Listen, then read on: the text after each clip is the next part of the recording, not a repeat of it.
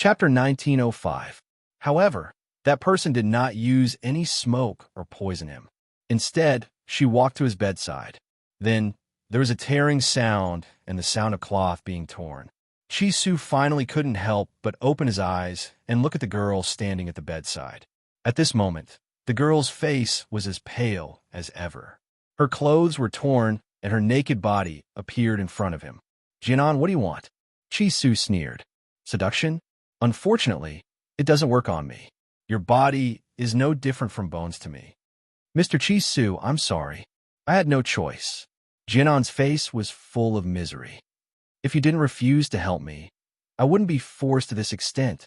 Chi-Su turned over from the bed and said coldly, "I originally wanted to leave after tonight. Since you forced me to do this, then I'll leave now. Between you and I'll cut off all ties." "Leave?" Jianan smiled miserably. "It's not up to you anymore." After saying this, she suddenly let out a shrill scream. This scream was very abrupt in the night, and it also broke the silence of the night. Chi-Su was not stupid. At first, he thought that Jianan wanted to seduce him. Now that he heard this scream, he understood her real purpose. This time, his face completely changed. "Jianan, are you gambling with your reputation? Do you think that I will do as you wish? Even if you slander me, I will not marry you." He really didn't expect that Jianan would go this far, and he also regretted it in his heart. If he knew that Jianan would be like this, he shouldn't have come to the Jian family. "I know that you won't be controlled by others, and you won't marry me because of this. But what if your fiancée knows about this? Do you think she will believe you?"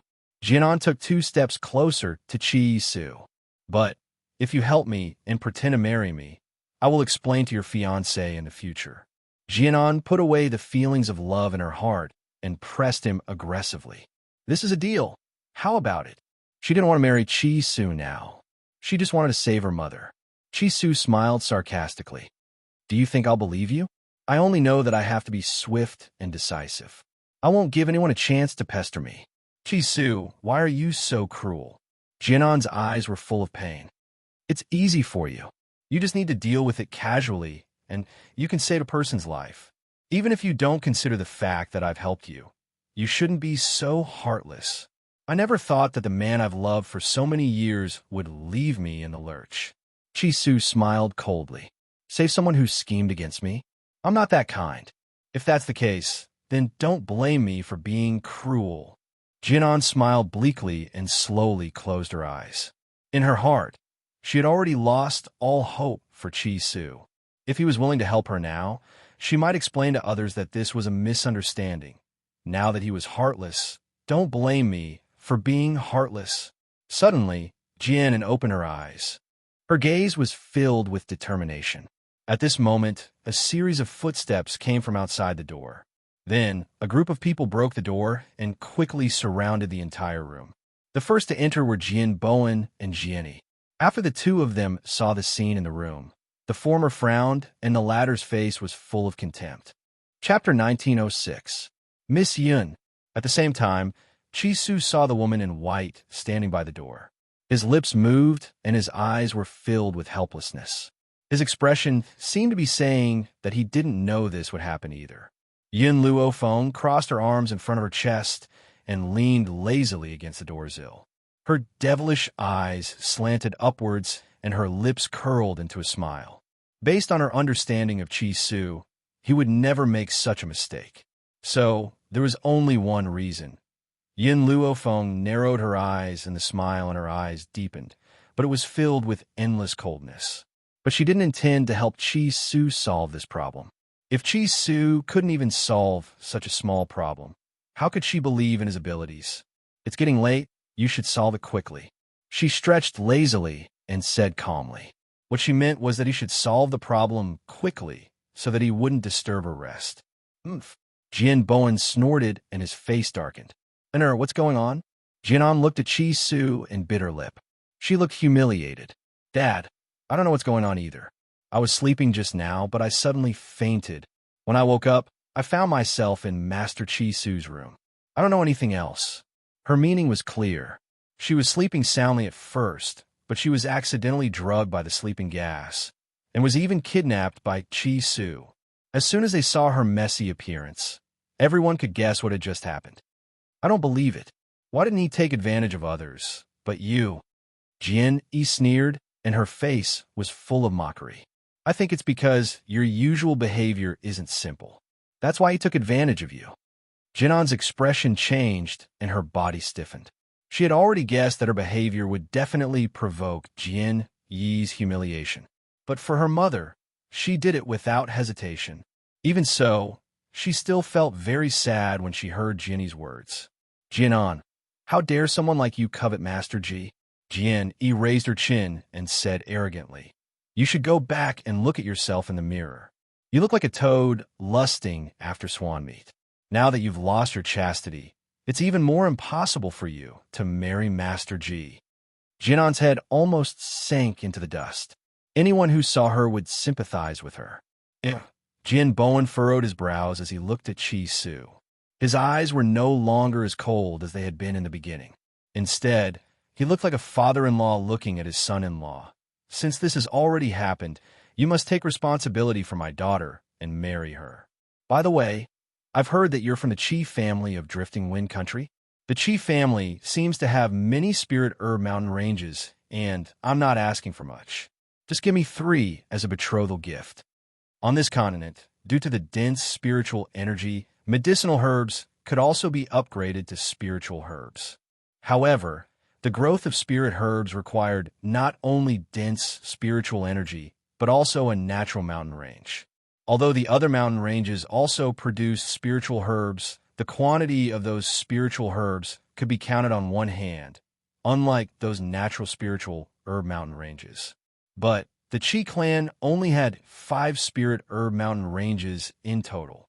The Jian family asked for 3 of them right away. How could such a good thing exist in this world? Chi Su sneered.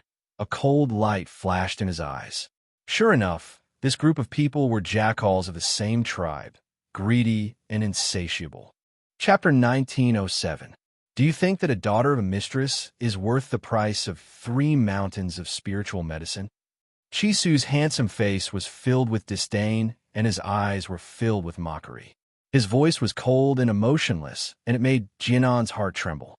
She clenched her fists tightly and felt as if her heart was being squeezed. The pain was unbearable. Initially, she had thought that she could let go of this relationship and only talk about business. Little did she know that one sentence from this young man could send her to the 18th level of hell. Yun Luofeng, who was leaning against the door, raised her head and looked at Chi Su. She clearly did not expect him to say such hurtful words. However, she still did not intend to help Chi Su. She believed that Chi Su would have a way to solve this matter. Jin Bowen's face alternated between white and red. He had thought that since Chi Su had done such a thing to his own daughter, he would try every means possible to obtain her. Besides, the appearance of such a scandal would certainly affect Chi Su's status in Drifting Wind Country. Hence, using 3 mountains of spiritual medicine as the price was not too much. If you're not willing to give me 3 mountains of spiritual medicine, then 1 mountain should be enough, right? Jin Bowen took a deep breath and asked. 1 mountain was already his bottom line. I'm sorry, in my heart, she's not even worth a copper coin. Chi Su raised his eyes, and his icy gaze fell upon Jin Bowen. His face was expressionless. Jinan suddenly raised her eyes and stared at Chi Su in disbelief. Her lips were trembling, and her face was drained of blood. How could this man be so heartless? Does he not have a single ounce of compassion in his heart? Chi Su, what on earth do you want? Jin Bowen's expression turned cold. You molested my daughter. Are you going to let this slide? If this gets out, how is she going to get married in the future? Whether she gets married or not has nothing to do with me. She found out about this on her own. I've never laid a finger on her. You didn't lay a finger on her? Then what happened to her clothes? Are you going to tell me that she tore them herself? Jin Bowen laughed icily and spoke in a disdainful tone. He knew his daughter very well. Even though she was very ambitious, she would never stoop to such a thing. Since she said that I raped her just now, let's get someone to check her body and see if she's still a virgin. Chi Su said calmly with one hand behind his back. Jianan's body trembled even more violently. She raised her finger and pointed at Qi Su. Qi Su, how dare you do such a thing to me? You've already taken me by force, yet you still want me to test my body and suffer such humiliation. If word of this gets out, everyone in the world will know that I've lost my chastity. How am I supposed to live? Do you really want to force me to death? Tears flowed down her cheeks, and she bit her lips tightly. Her expression was one of humiliation, as if she had been humiliated by Qi Su. Qi Su, I know that you have a fiancé, but you disregarded the fact that I had once saved your life and hurt me like this. Shouldn't you take responsibility? Qi Su said coldly. I want to check your body. If you're not a virgin, I'll marry you. If you're a virgin, then it proves that this is all your own doing. Hearing this, Jianan was shocked. Just as she was about to continue reprimanding him, a woman staggered in from outside the house. My daughter, these bastards actually dare to do this to you. Check your body. You have to check it. Hurry and find an experienced woman. I want the person who took my daughter to be responsible for this. Chapter 1908. Jianan's face changed completely. Body check. Wouldn't it all be in vain? This mother of his really couldn't do anything right, but she was good at spoiling things. If it weren't for her, how could she be forced to this extent? Now she was trying to undermine her. Mom, Jianan let out a heavy shout. This was supposed to be a warning, but when the woman heard it, she only heard grievance. Daughter, don't worry, I will help you. Go and find someone to do the body check. Jianan's face had already turned pale. I'm not sure if Qi Su really had sex with me. After all, I was in a coma at the time. But it's a fact that she tore my clothes and molested me. When I woke up, I saw her on top of me. What she said was reasonable, and no one could think of a way to refute it. Qi Su, after saying that, she looked at Qi Su again. Even if you didn't have sex with me, so what? You saw me naked and tore my clothes. Don't you need to take responsibility? Jian Bowen also felt that Jianan's words were very reasonable. He immediately said with a cold face, Mr. Qi Su, my daughter is innocent.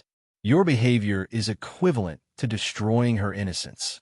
I don't care if you had sex with her or not. Today, you must take responsibility. Qi Su smiled. Jianan kept saying that I was on top of her. Then, I want to ask you, have you ever seen someone rape a woman with clothes on? Everyone present was stunned.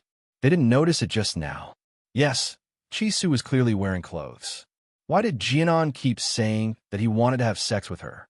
Jianan had already thought of an excuse. She looked down and said, Qi Su put on clothes after I woke up and saw that the situation was not good. Really? In that case, you have seen my naked body before. Then let me ask you, is my hemorrhoid on the left shoulder or the right shoulder? Qi Su raised a smile on his face, and his eyes were cold. Jianan was stunned. How could she know whether his hemorrhoid was on the left shoulder or the right shoulder? However, she understood that since Qi Su asked this question, it was impossible for her not to answer it. Moreover, there were only two answers. Even if it was a guess, there was a 50% chance. After thinking for a while, Jianan answered, left shoulder. Qi Su smiled. After seeing his smile, Jian and Xian panicked. No, I remembered wrong. It's the right shoulder. Congratulations, whoosh. Qi Su took off his clothes, revealing his smooth and delicate shoulders. You hit the wrong person. There is no mole on my shoulder. Jianan's body went limp, and she almost fell to the ground. She leaned on the woman's body to stabilize herself. Qi Su actually tricked her? How could he be so heartless? At this point, coupled with the flustered expression on Jianan's face, even someone as slow-witted as Jianni could see something. She opened her mouth wide in surprise and covered it tightly. After a long time, she took a deep breath and said, Jianan, how dare you use your innocence as a bet to frame others? TSK. How could you do such a shameless thing? You're really a disgrace to the Jian family. Father, I think we should kick this mother and daughter out of the Jian family. As these words fell, the woman suddenly panicked. She hurriedly pulled Jianan's arm and said, Quick, please beg your father. We can't leave the Jian family. Mother, Jianan's voice was very weak. She knew that this time, she was finished. Chapter 1909. Child, why are you so useless?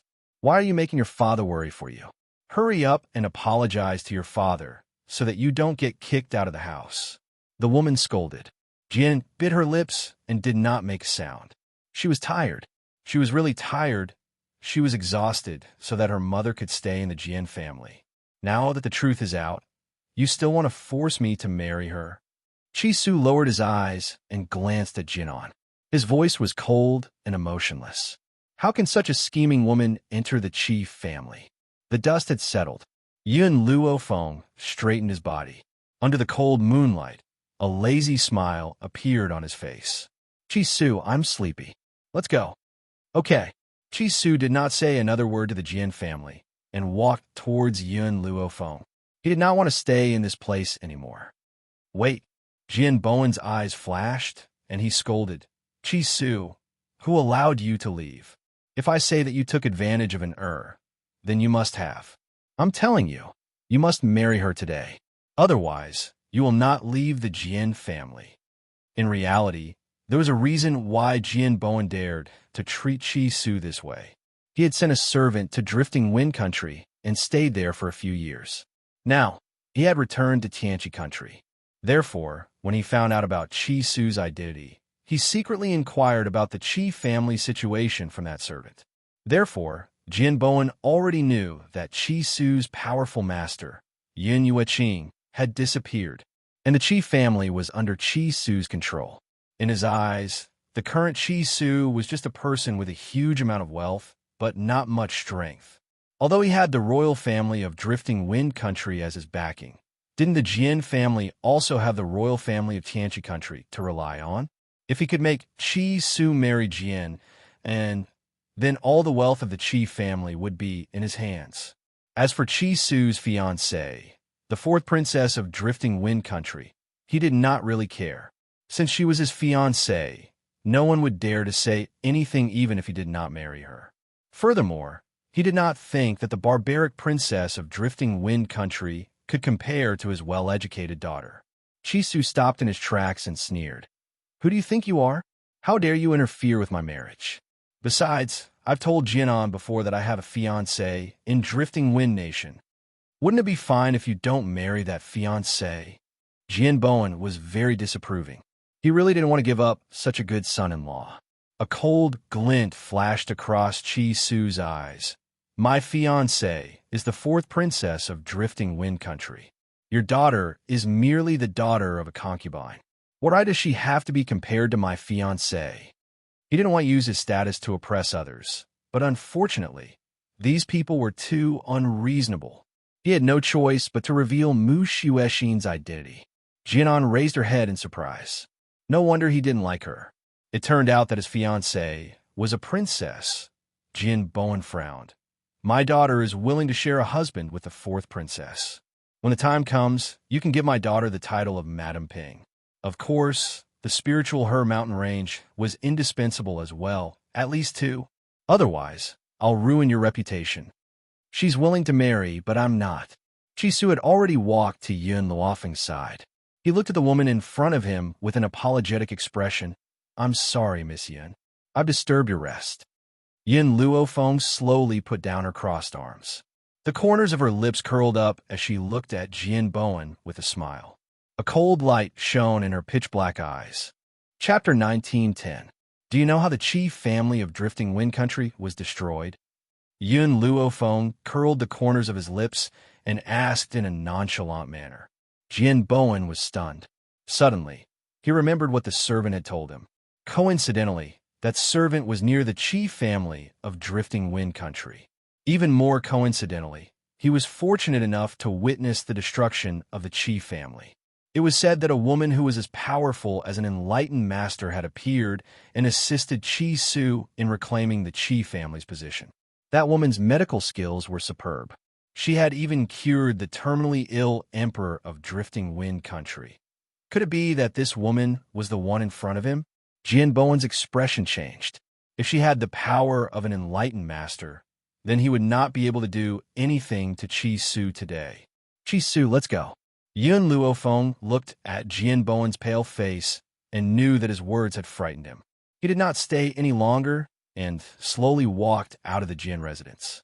Chi Su. Jinan paled when she saw that Chi Su was about to walk out.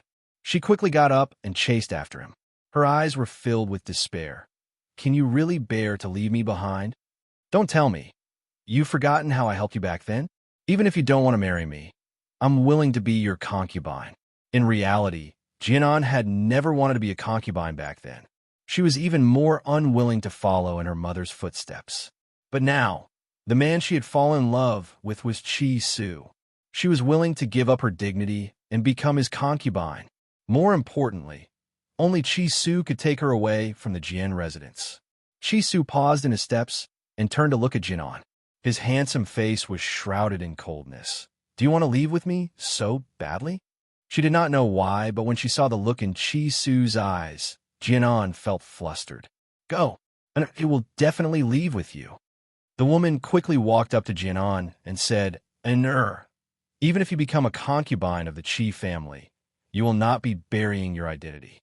You should leave with him. Your father also wants you to marry him.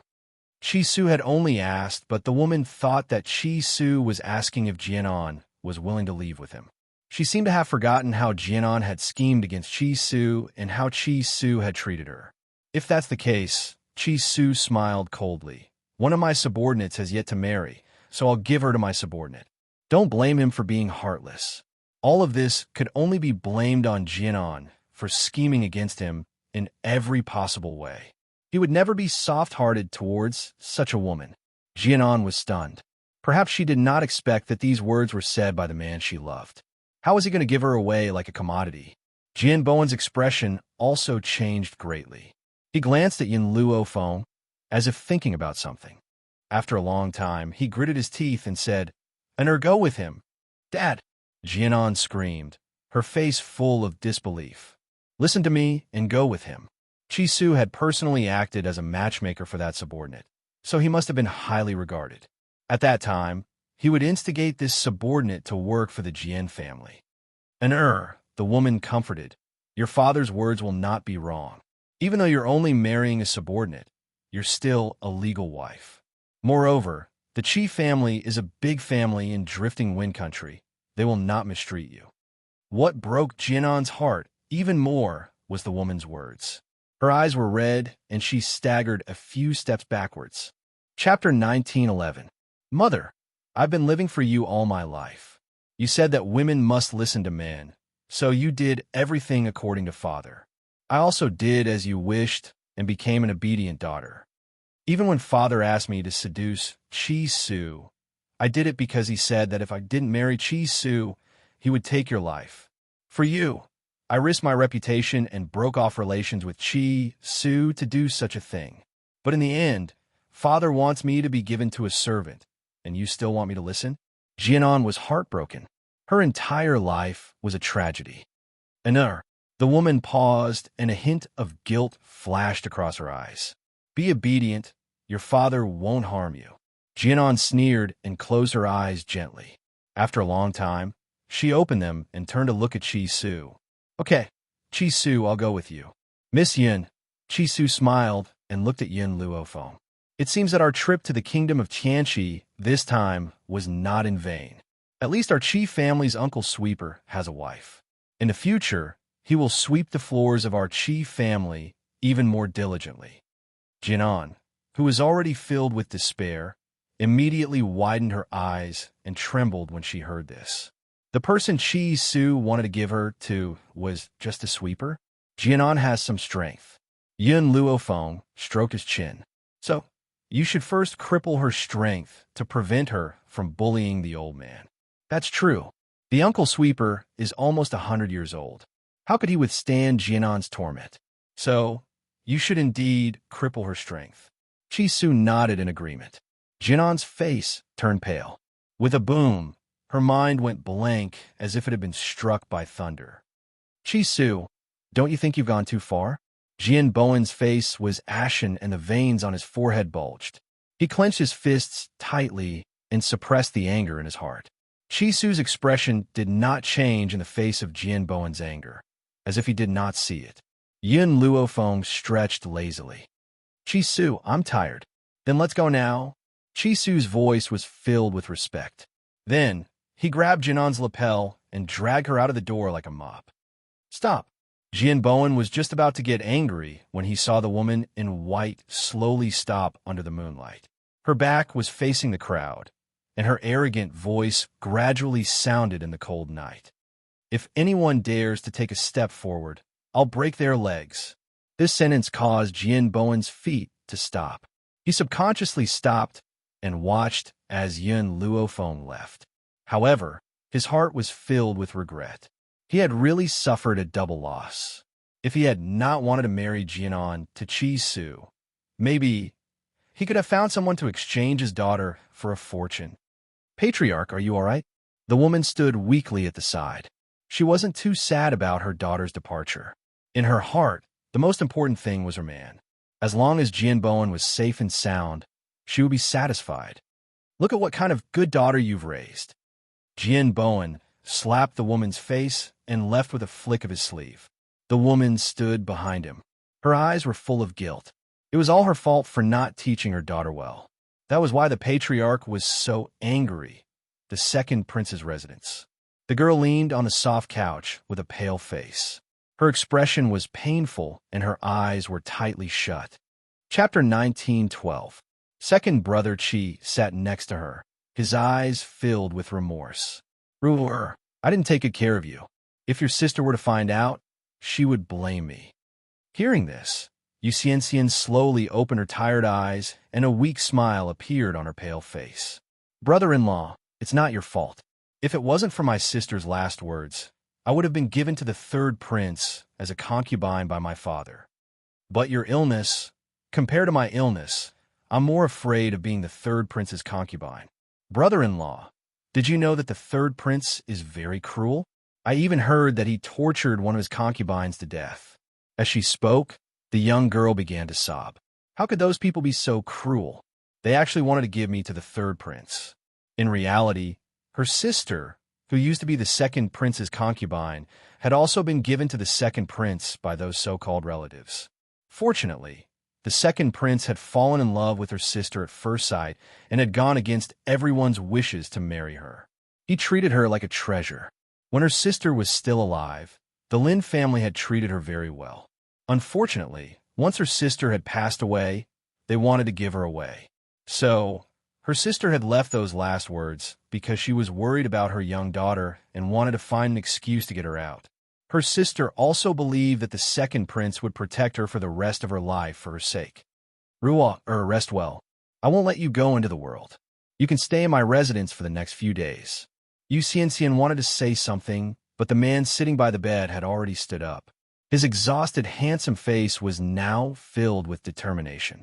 She was very touched to see the second prince like this. At the same time, she understood that the second prince had only treated her this way because of her sister's last words, but he didn't know that she had fallen in love with him. However, the second prince only had her sister in his heart. She didn't want to marry someone who loved her. So, she had agreed to be Princess Qi Yu's mother in name. Once she found a man who truly loved her, the second prince would let her go. Your Highness. Just then, a guard walked in and said respectfully, someone who calls himself Qi Su is here to see you. Qi Su. Second brother Qi was stunned for a moment before he ordered, let him in. Yes, Your Highness. The guard retreated. Ahem. Xianxia coughed and sat up on the bed with difficulty. She smiled weakly and asked, brother-in-law, who is this Qi Su? Qi Su is someone I met in the Drifting Wind Nation. The spirit gathering elixir and the puppets I have were all obtained from him. I see. If that's the case, then Qi Su is really powerful.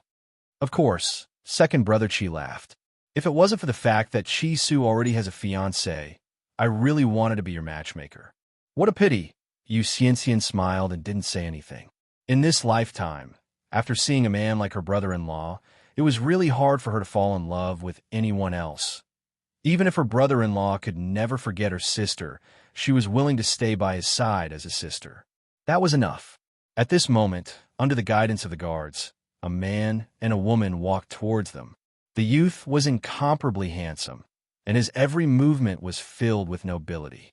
As for the woman next to him, the moment Xianxia saw her, her eyes flashed with amazement. No one would not be tempted by such a beautiful woman. Chapter 19:13.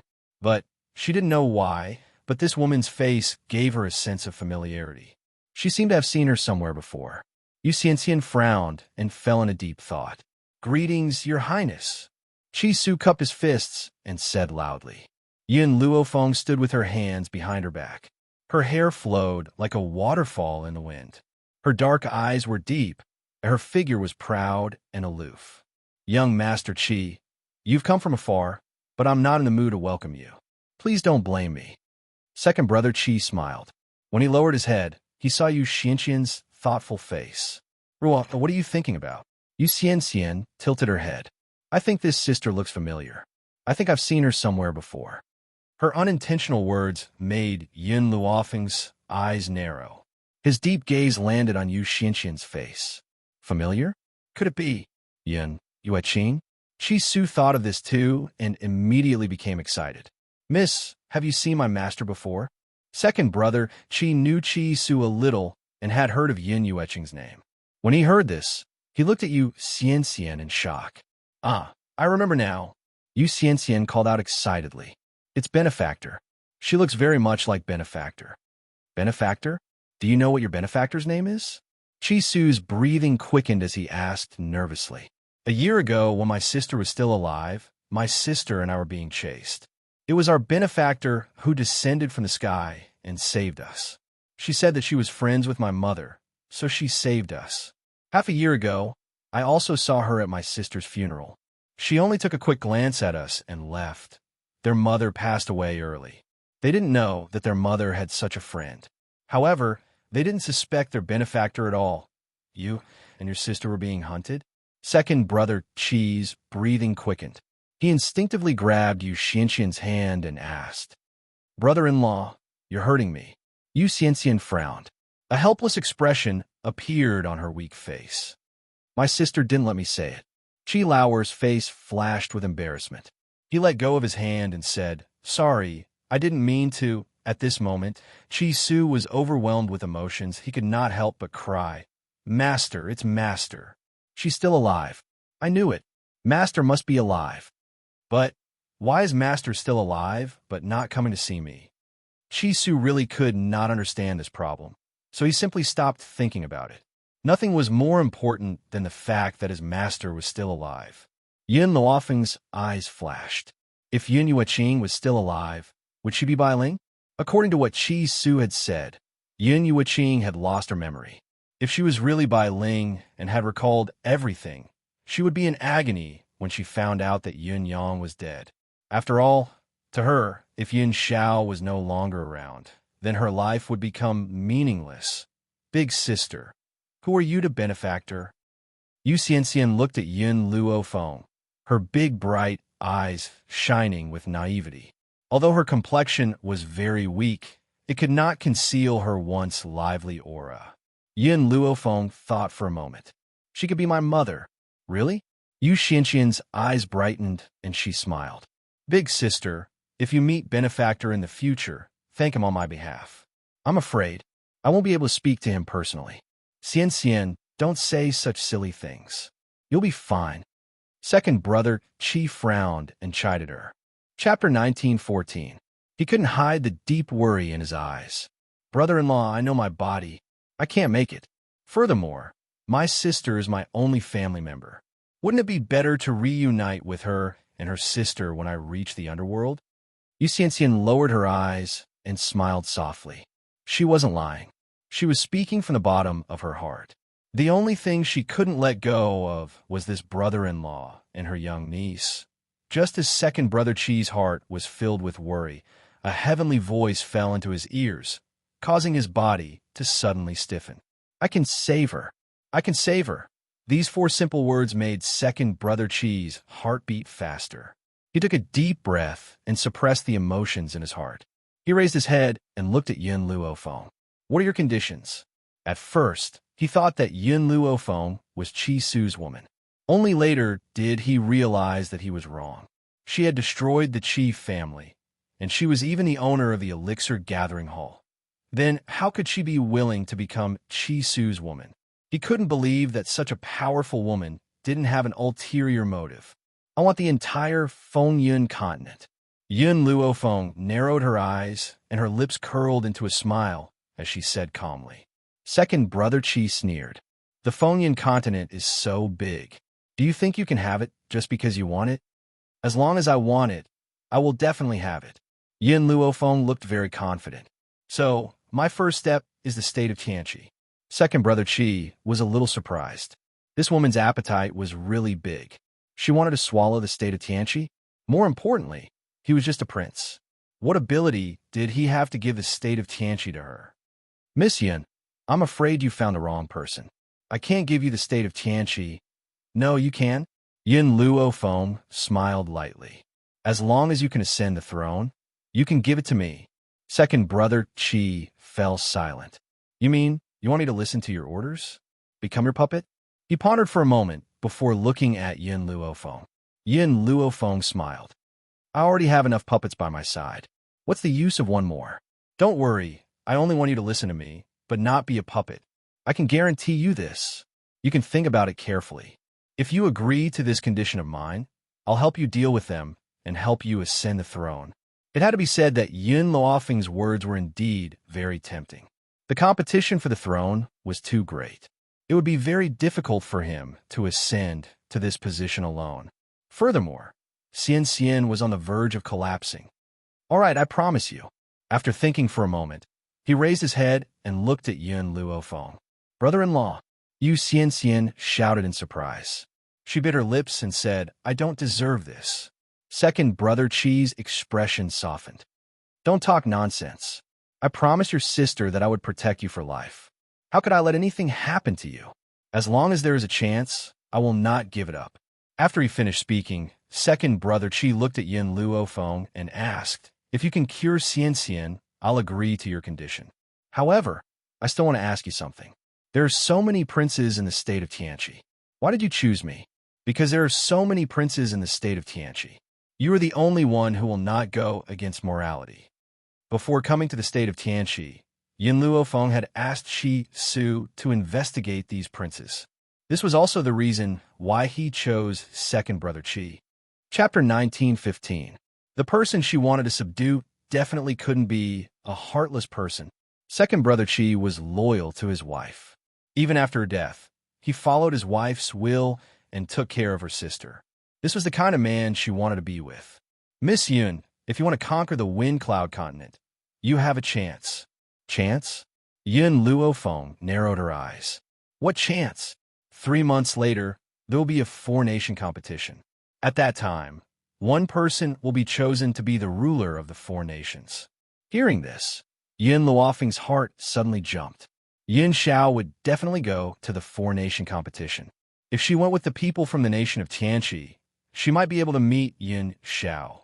Thinking of this, her lips curled up. What are the qualifications to participate in the 4-nation competition?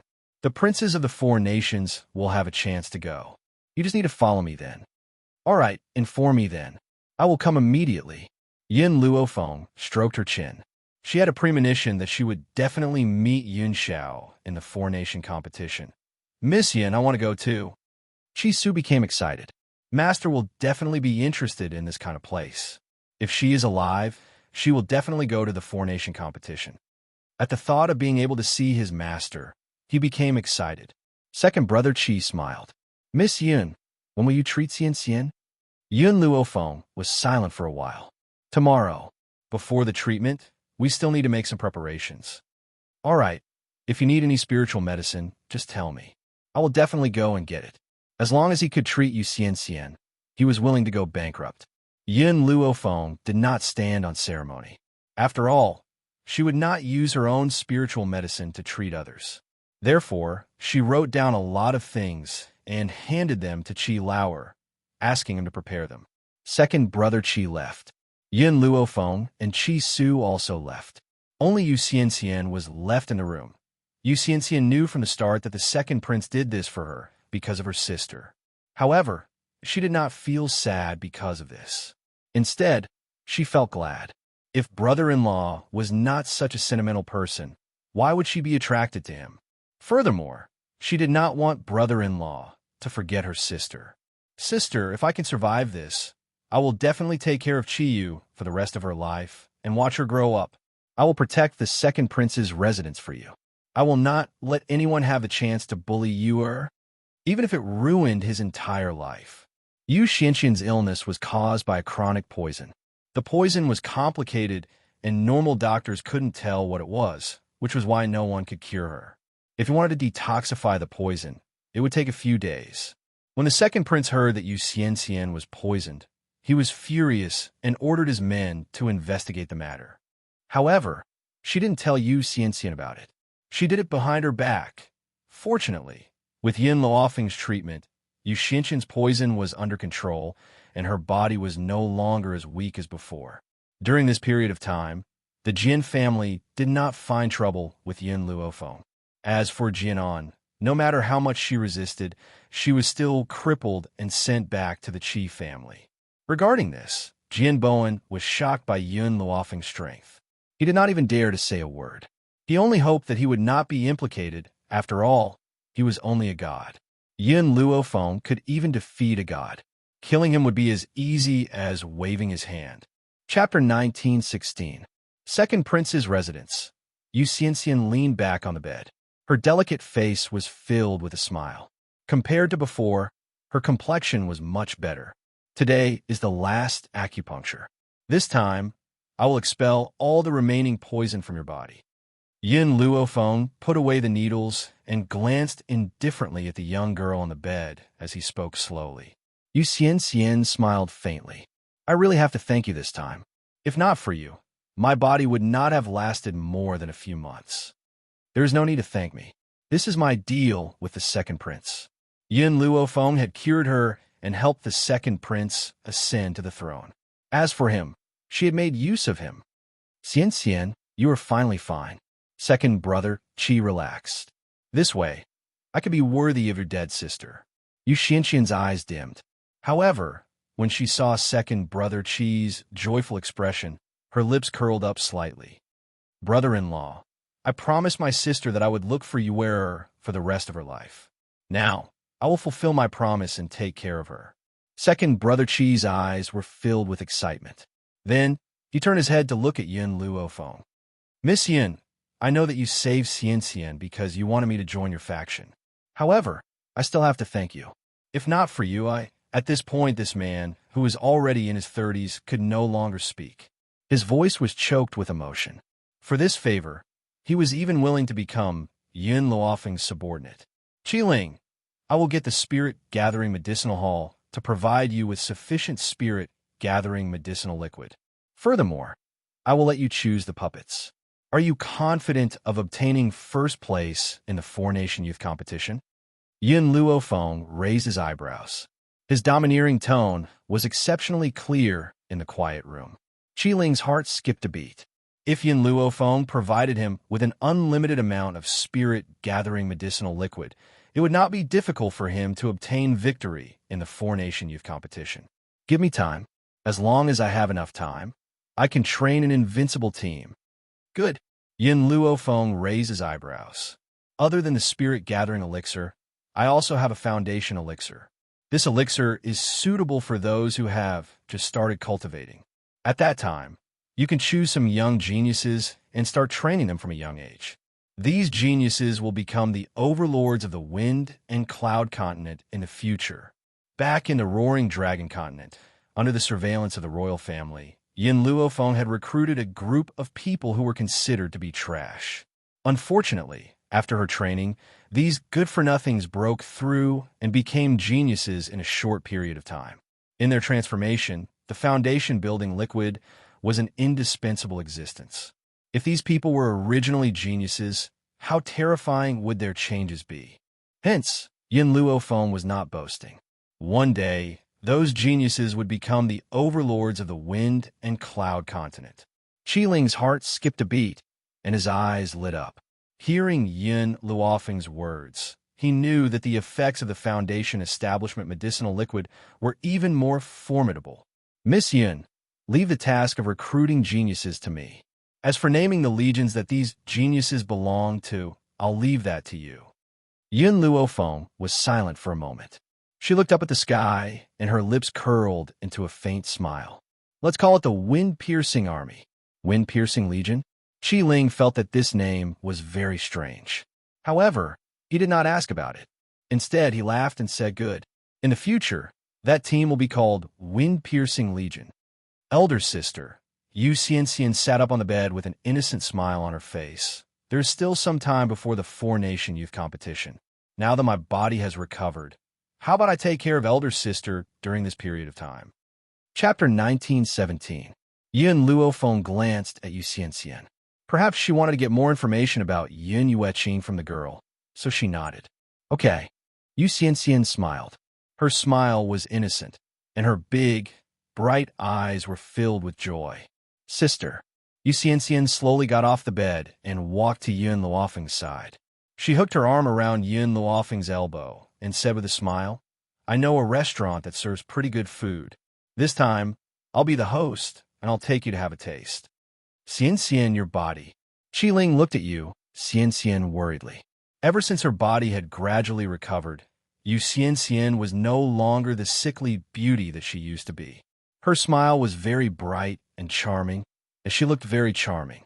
Brother-in-law, I've been lying down for so many days. I should go out and breathe some fresh air. Don't worry. Seeing this, Qi Ling didn't say anything else. He sighed, then be careful. Yun Luofeng glanced at Qi Ling and saw the worry between his brows.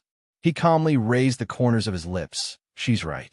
She needs to go out for a walk and breathe some fresh air. Besides, with a doctor like me around, do you still need to worry about her safety? Qi Ling paused and smiled. Then I'll have to trouble Miss Yin. Xianxia, listen to Miss Yin outside. Don't cause trouble for her, okay? Xianxia playfully stuck out her tongue. Brother-in-law, am I someone who only knows how to cause trouble? Don't worry. If I meet the third prince's group, I'll definitely take a detour. Qi Ling shook his head helplessly. He didn't stop Xianxia from leaving. After they left, Qi Ling's expression darkened. What? Still can't find anything? In the silent room, a black figure slowly descended and said respectfully, Your Highness, this subordinate has already searched the entire backyard of the prince's residence. I haven't found anyone who committed the crime. Could it be that the people who murdered my wife and sister aren't the women in the backyard? The second prince narrowed his eyes. Then expand the scope for this prince. Search the entire country of Xianxia. If I find out who is so daring, I won't let him off. Bang! Qi Ling's fist landed heavily on the wall. His face was ugly and his eyes were filled with anger. Who dared to poison his people in the prince's mansion? If he found out who did it, he would definitely not let them off lightly. On the bustling street, outside a splendid restaurant, a crowd was chattering and chattering. That group of people surrounded a young man dressed in rags. The young man's back was facing Yun Luofeng, so Yun Luofeng could not see his face clearly. However, his slender figure seemed extremely frail as he stood amidst the violent storm. Stinky beggar, what gall you have to actually dare come to our heaven prayer tower to steal things. Break this stinking beggar's legs and make him beg for death. Who doesn't know that this heavenly prayer tower is the property of the third prince? How dare they steal from the third prince's territory? Are they seeking death? When Yun Luofeng heard these people's words, she was not affected in the slightest. After all, there were many pitiful people in this world, and not everyone was worthy of her help. But, just as Yun Luofeng walked past, she seemed to subconsciously glance at the young man. In that instant, her brows sank and her pupils constricted. Chapter 1918. Even though the youth was dressed in rags, his face was clean and clear. His tightly clenched fist trembled slightly, as if he was enduring extreme pain. Perhaps noticing the surprised gaze from the side, the youth also turned to look over when he saw the picturesque woman in white. The youth's eyes contained countless emotions: grief, indignation, and a very heavy resentment. Yun Luofeng never thought that she would meet Xianxia at this kind of time and place. She also never thought that the once insufferably arrogant youth would also be reduced to such a state. However, Yun Luofeng suddenly thought of Yun Zhao's words. If Xianxia's life was in danger, the seal he placed on himself would be broken. At that time, this fellow would definitely return to cause trouble for them. So in this short moment, Yin Luofeng had already made a decision in his heart. Elder sister? When Xianxia turned around, she found that Yin Luofeng had already stopped in her tracks. Before she could ask her question, she saw the woman gradually walking towards the little beggar. What did he steal from you? Just as everyone surrounded the little beggar, an evil voice suddenly came from the side, causing everyone to involuntarily turn their heads to look. And this voice, to Imo Qiansheng, was like the sound of nature. His eyes instantly became wet. Zhu Qian, I knew that you wouldn't ignore me. I'll say it one more time. I am not Zhu Qian. Yun Luofeng fiercely threatened. If you say the wrong name again, I'll leave you alone. Mo Qiansheng instantly fell silent. He no longer wanted to live this kind of life of being bullied by others without any strength. Following Yun Luofeng's side now was undoubtedly the best choice. Yun Luofeng's gaze turned to the crowd, and he asked again, what exactly did he steal from you? The leader of the group was a shopkeeper. He smiled coldly and said, not only did he come to our heavenly prayer tower to eat and drink for free without paying, but he also stole our elixirs. Nonsense. Mo Qiansheng was furious. I did not eat and drink for free. I paid the bill. That spirit medicine was the money I gave you for the wine and food. Yet you insist that I stole it. TSK, a beggar like you can have spirit medicine? What a great joke. Let me tell you, this spirit medicine of yours was stolen. Hurry up and hand over all the other spiritual medicines on you. Otherwise, don't blame me for being impolite. Mo Qiansheng clenched his fists tightly, his face flushed red. If it was in the past, how could he have been bullied by such a person? It was all Yin Zhao's fault. If he hadn't lied to him, he wouldn't have sealed his own strength, and he wouldn't have fallen to such a state. When he thought of everything that had happened in the past, Mo Qiansheng gnashed his teeth with hatred, and his bellyful of resentment exploded forth. Hearing this, Yin Luofeng finally understood what had happened. As it turned out, this heavenly prayer tower was blatantly robbing them. She narrowed her eyes and swept her gaze across the group of people in front of her with a smile that did not reach her eyes. You say that he had stolen the spiritual medicine. Do you have any proof? The owner of the restaurant was obviously stunned for a moment, then said in a domineering manner, as a beggar, if he didn't steal it, then where did he get these elixirs from? Those elixirs were naturally given to him by me. The corners of Yin Luofeng's lips curled. Mo Qiansheng, it seems that those elixirs are not safe with you. You should return them to me. Mo Qiansheng was stunned. Since when did she give away his spiritual medicine? However, Mo Qiansheng still obediently took out all the spiritual medicine and placed it in front of Yin Luofeng. For you, all my spiritual medicine is here.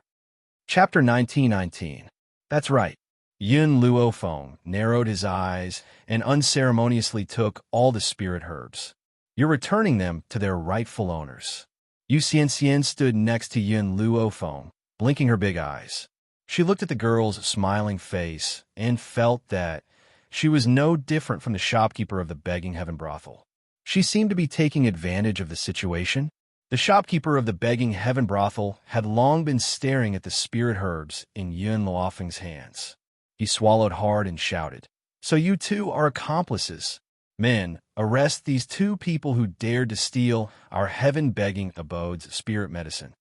At this point, the shopkeeper raised his head and arrogantly looked at Yin Luofeng. You must have other spirit herbs on you. Hand them over now, and maybe I can let you live. Yin Luofeng glanced at the shopkeeper. I've always been the one to steal from others. No one has ever taken a copper coin from me. Are you sure you want to do this? Oomph. The shopkeeper snorted. His master was the third prince of the state of Xianxia. She was just a commoner girl. He could kill as many of such women as he wanted. However, on account of this woman's stunning beauty, he could give her to the third prince as a gift. How dare you? Xianxia panicked when she saw that these people wanted to attack Yin Luofeng. She shouted and glared at the shopkeeper angrily. The shopkeeper only noticed Xianxia's existence now and was stunned. Xianxia was not only a daughter of the Lin family, but she also had the support of the second prince's residence. It was not good to offend her. Now that he was standing up for these two women, could it be that this woman knew her? "Oh, you Xianxian, I thought you were dead. Why, have you recovered?" At this moment, a strange voice came from his side. This voice gave off a very uncomfortable feeling when it reached the ears of those who heard it. Yin Luofeng frowned and turned her head to look. In an instant, a feminine face fell into her eyes. The man in front of her was dressed in brocade clothes, but it could not hide his body that had been hollowed out by wine and women. His cheeks were deeply sunken and pale. "Sister, he is the third prince." Yu Xianxian's heart tightened, and she explained in a low voice. She had promised her brother-in-law that she would take a detour when she saw the third prince. She did not expect to bump into him so coincidentally. Although the Heaven Prayer restaurant was owned by the third prince was often reluctant to leave the street of fireworks and rarely visited the restaurant. "You Xianxian, you dare to come out instead of hiding in my second brother's place?" The third prince waved his folding fan, pretending to be elegant, and smiled sinisterly. "It's the order of our parents. Your father has already sent you to me as a concubine, but you're staying in the second prince's mansion without any reason. Do you really think that I'm easy to talk to?" Yu Xianxian's heart tightened, and her palms started to sweat. Her face was pale, and there was fear in her eyes. Yun Luofeng looked at the third prince, and the words that Qi Su had told her surfaced in her mind. In the kingdom of Tianxi, although the civil and military officials supported the second prince as the crown prince, the emperor was biased and wanted to support the third prince. Unfortunately, the third prince was useless, so all these years, the two princes did not have a title, nor did they have a crown prince. Moreover, even concubine Qinsun was done by the third prince. Chapter 1920. Because if he could seize the opportunity to take over the drifting wind country, the officials would have nothing to say and he would naturally become the crown prince. Unfortunately, concubine Qin was unable to accomplish anything, and he became even more wary of Mu Jintian's love for Mu Xuexin. He had lost this battle miserably. Of course, how could a person who was obsessed with women like the third prince come up with a real solution? The only thing he could use was his usefulness as a man. Just as Yin Luofeng was thinking about Qi Su's words, the third prince's gaze landed on her face. In that instant, his eyes were filled with amazement and his heart seemed to be shaken. The woman in front of him was dressed in snow-white clothes and was as beautiful as a painting. Even the third prince, who had seen countless women, had never seen such a stunning beauty. If he could have such a beauty, he would even be willing to spend night with her. "You Xianxian, it's fine if you don't want to be my concubine. Why don't you give your friend to me?" The third prince lifted his chin slightly and said arrogantly. Yu Xianxian was so angry that her face turned red. "Dream on. Sister Yun is my benefactor. Don't you dare have any ideas about her. Yu Xianxian, I'm only asking you because I'm giving you face. Otherwise, do you think you can stop me?" The third prince smiled disdainfully. He didn't look at Yu Xianxian anymore. He raised his hand and was about to touch Yun Luofeng's face. "Beauty, seeing that you're so beautiful, I'll overlook your mistake as long as you're willing to serve me well." Mo Qiansheng had been standing beside Yin Luofeng the entire time. When he saw the third prince's hand, his eyes flashed with anger. He suddenly sneered, his eyes full of mockery. This fellow even dared to touch her. Did he really not know how to spell the word death? The third prince didn't care. He could have as many women as he wanted in the country of Tianxi. How many women could resist the imperial power? However, just as his hand was about to touch Yin Luofeng's face, an evil and cold voice that seemed to come from hell slammed into his heart. "Were you talking about me just now?" Her voice was very cold, but it wasn't that kind of coldness. Instead, it was a kind of evil coldness. Just hearing her words was enough to make one's heart tremble in fear. Even the third prince's hand, which was about to touch Yin Luofeng's cheek, stopped on the spot because of this sentence. Yin Luofeng narrowed her eyes and looked at the finger in front of her. A cold light flashed across her eyes. Then, she pinched the man's wrist and exerted force. A heart-wrenching scream resounded through the entire street. Silence. The street in front of the heavenly prayer tower was silent. It was so quiet that one could hear a pin drop. Everyone's eyes widened. Their eyes were filled with shock, astonishment, and deep disbelief. Xianxia covered her mouth in astonishment, and her whole body started shaking. Of course, it was because of excitement. One had to know that no one in the kingdom of Tianqi dared to attack the third prince. After the excitement, she was filled with worry. Yin Luofeng injured the third prince, and the emperor doted on this son so much.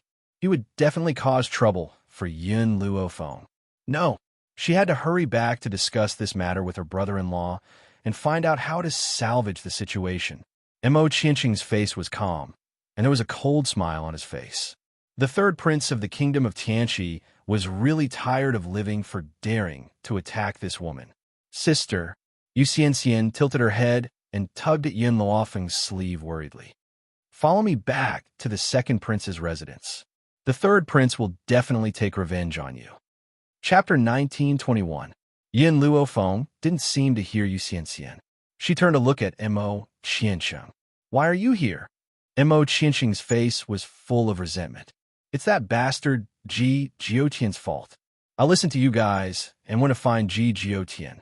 In the end, he happened to open the space. It's fine if he wanted to leave, but when he was about to leave, he pulled me along and dragged me to this place. Mo Qianqing was indignant. More importantly, I didn't have the chance to ask him. Ever since he came to this mainland, Mo Qianqing's life hadn't been easy.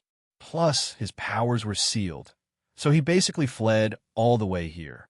Luckily, he was lucky and found a few spiritual herbs on a spiritual beast's corpse. Who knew that this would lead to all this? Xianxia, go back first. Yin Luofeng glanced at Xianxia and said, I need to go back to the inn. Chisu is still there. Even though the second prince had invited them to stay in the prince's residence, she still felt that it was inconvenient. Thus, she could only stay in the inn. Xianxia's heart was filled with the third prince's revenge. She didn't force her to stay and nodded. Okay, Sister Yin, wait for me at the inn. Brother-in-law, and I will think of a way for you. Then, she gritted her teeth and ran toward the second prince's residence. The only one who could help Sister Yin now was brother-in-law. Why are you still following me? Yin Luofeng asked coldly as he turned around and saw Mo Qianqing following behind him. She helped Mo Qianqing once because she didn't want these people to overreach themselves and let him break the seal. That would bring her trouble. Mo Qianqing paused and bit his lips. Ju, Yin Luofeng, I want to follow you. He was just about to call Yin Luofeng Ju Qian when he remembered what the woman said earlier and quickly stopped. Follow me. Yin Luofeng sneered. Are you sure you want to follow me? Mo Qianqing's eyes turned. You know that this mainland is dangerous. If you leave me alone, I will definitely be hunted down. Then, if I accidentally break the seal. Yin Luofeng narrowed his eyes. Are you threatening me? I just want to follow you.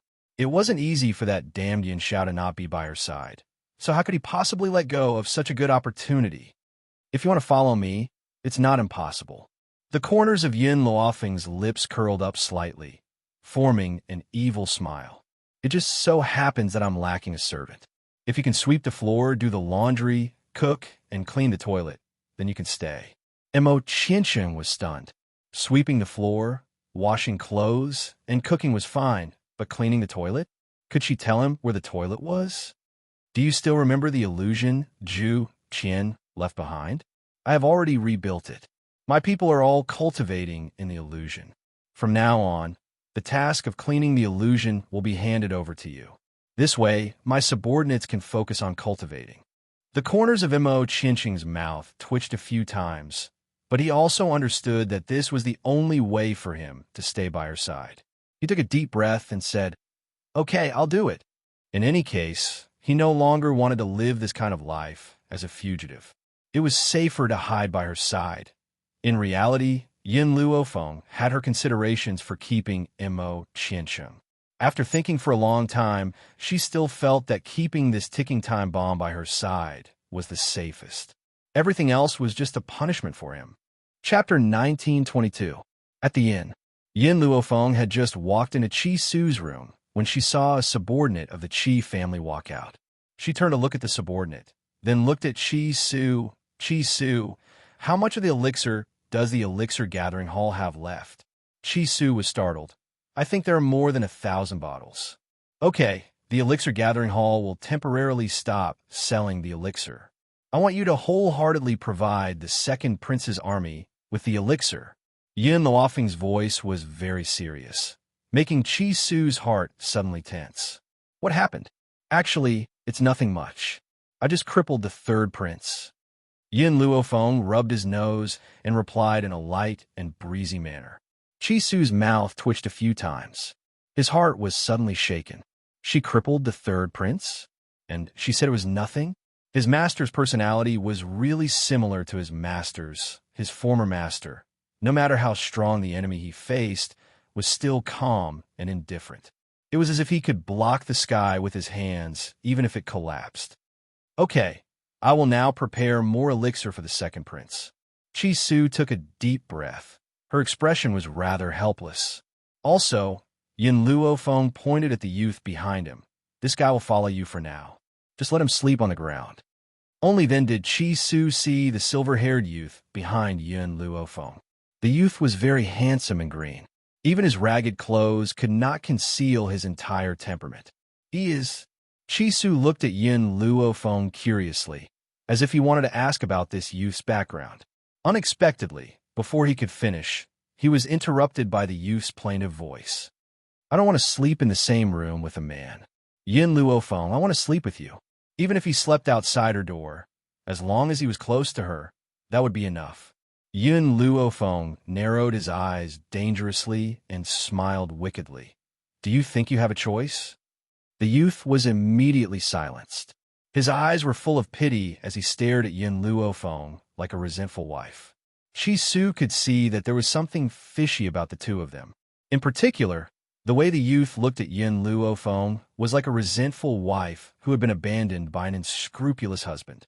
There was no need to mention how pitiful and wronged he was. Then, you won't leave me behind secretly, will you?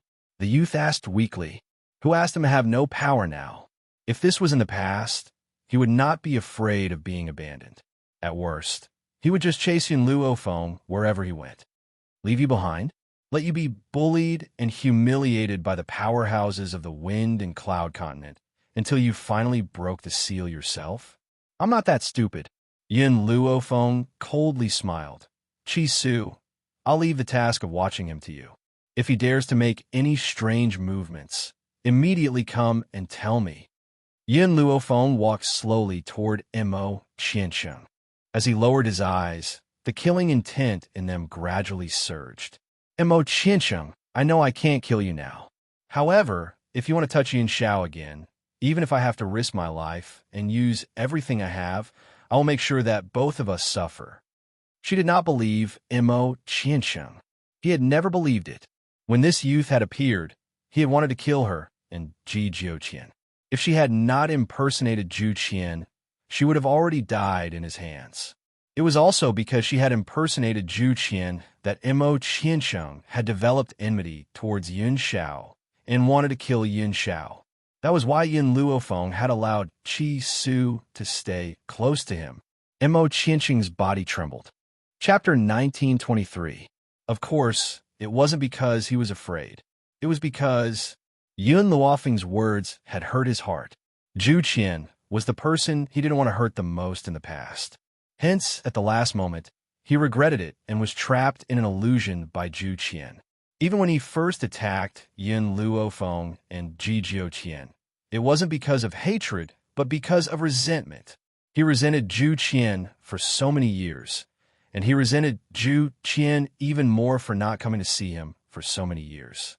However, Mo Qianxing understood that if it wasn't for his initial mistake, Zhu Qian wouldn't have been so cruel to him. Hence, he was willing to use his entire life to make up for it. However, Mo Qianxing's heart was filled with jealousy when he thought of Yin Luofeng's words.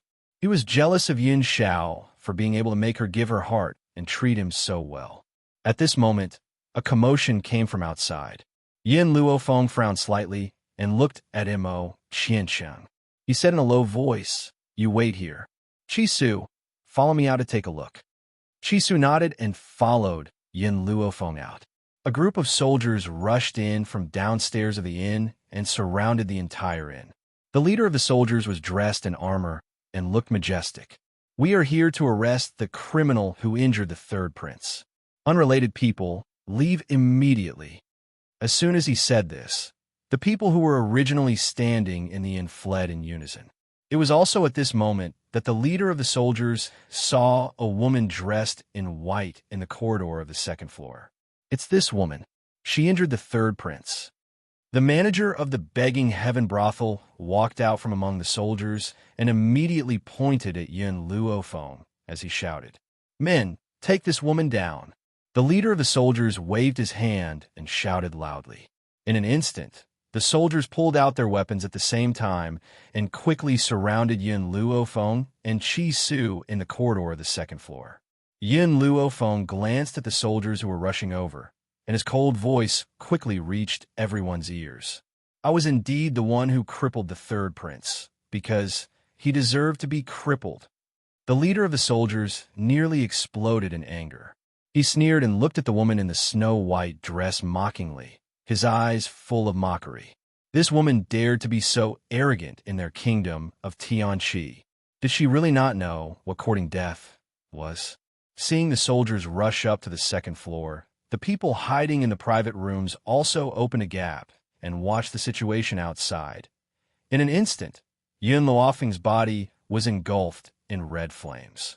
The flames quickly turned into an 8-tailed firefox. The firefox opened its mouth and spat out a mouthful of flames. The soldier at the forefront was instantly annihilated by the flames. In the meantime, countless gold-seeking mice also appeared. They squeaked and bit anyone they saw, their sharp teeth piercing into the skin of the person they saw. TT appeared at the same time, its huge body pressing down on the group of soldiers. With an angry roar, flames shot out like fireballs crashing into their chests. The small tree and the bug did not appear.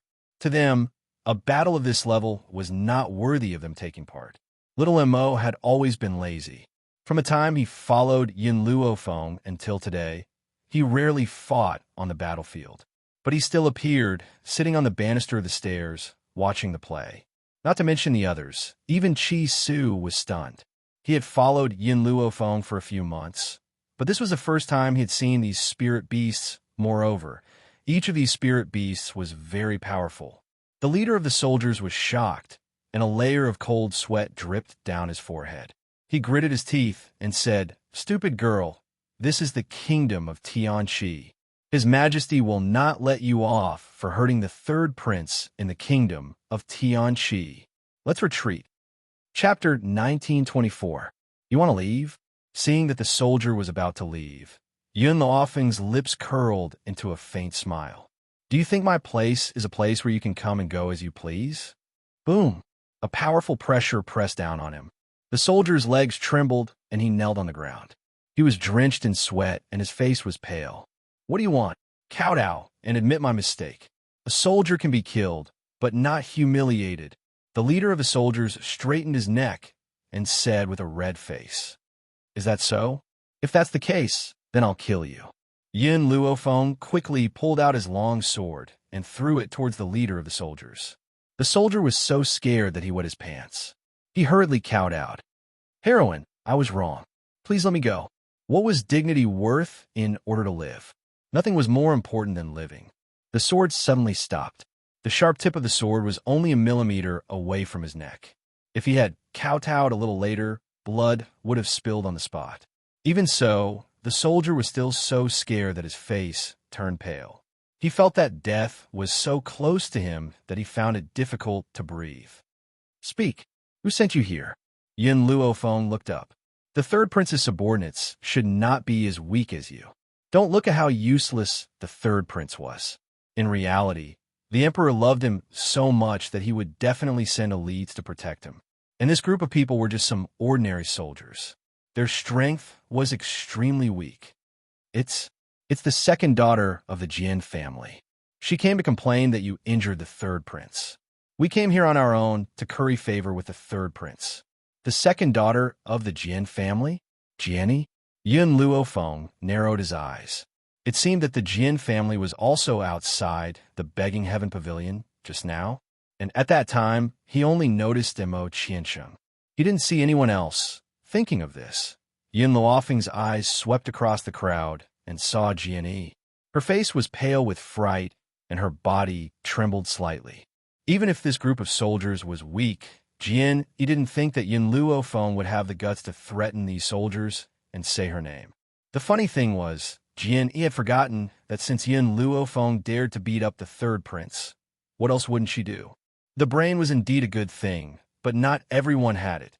Noticing Yun Luofeng's gaze, Jane was so frightened that she wanted to run away. However, the moment she turned around, a fiery figure blocked her way. A little girl in red smiled at her. "My master hasn't allowed you to leave yet." "Who allowed you to leave?" He shouted angrily. He waved his hand and was about to hit the little girl. "Get lost." Hearing this, the little lowly's face darkened. With a loud bang, her fist landed on Jianyi's body, sending her flying into the inn. She landed right next to Yun Luofeng's feet. Since fire had appeared in the form of an 8-tailed fire fox at the beginning, Jianyi had never thought that the little lowly in front of him was the ferocious fire fox. Jane rubbed her arm, which was hurting from the fall, and wanted to get up from the ground. But the moment she raised her head, she saw a pair of cold, black eyes. In that instant, with a loud bang, her brain was about to explode. Yun Luofeng crossed his arms over his chest and looked at Jian with a smile that wasn't a smile. "I already knew that your Jian family wouldn't let this matter rest, but I didn't think that you would use such a stupid method. Could it be that you think that these soldiers can subdue me?" Chapter 1925. From Yun Luofeng's words, Jian could hear another layer of meaning. This woman had never placed the Jian family in her eyes from beginning to end. She did not exterminate the Jian family that night, not because she was afraid of the royal family that the Jian family relied on, but because she did not think that the Jian family could cause her any trouble. Jian panicked. She was well aware of her father's hatred for Yun Luofeng, but she had a feeling that the Jian family could not defeat this woman. No, not only the Jian family, but perhaps even the royal family could not defeat her. In her entire life, Jian was smart for once. Alas, it was too late. Chi Su, go to the Jian family and inform them that if they want Jian Yi's life back, they will have to use the 2 spirit medicine mountain ranges of the Jian family to exchange for it. Didn't the Jian family spy on the Qi family's spirit medicine mountain range? Then now, she wanted Jian Bowen to personally spit out the 2 mountain ranges and deliver them to her personally. Jian Bowen is such a greedy person. Will he agree to this condition? Chi Su was stunned, his tone filled with doubt. Yun Luofeng smiled.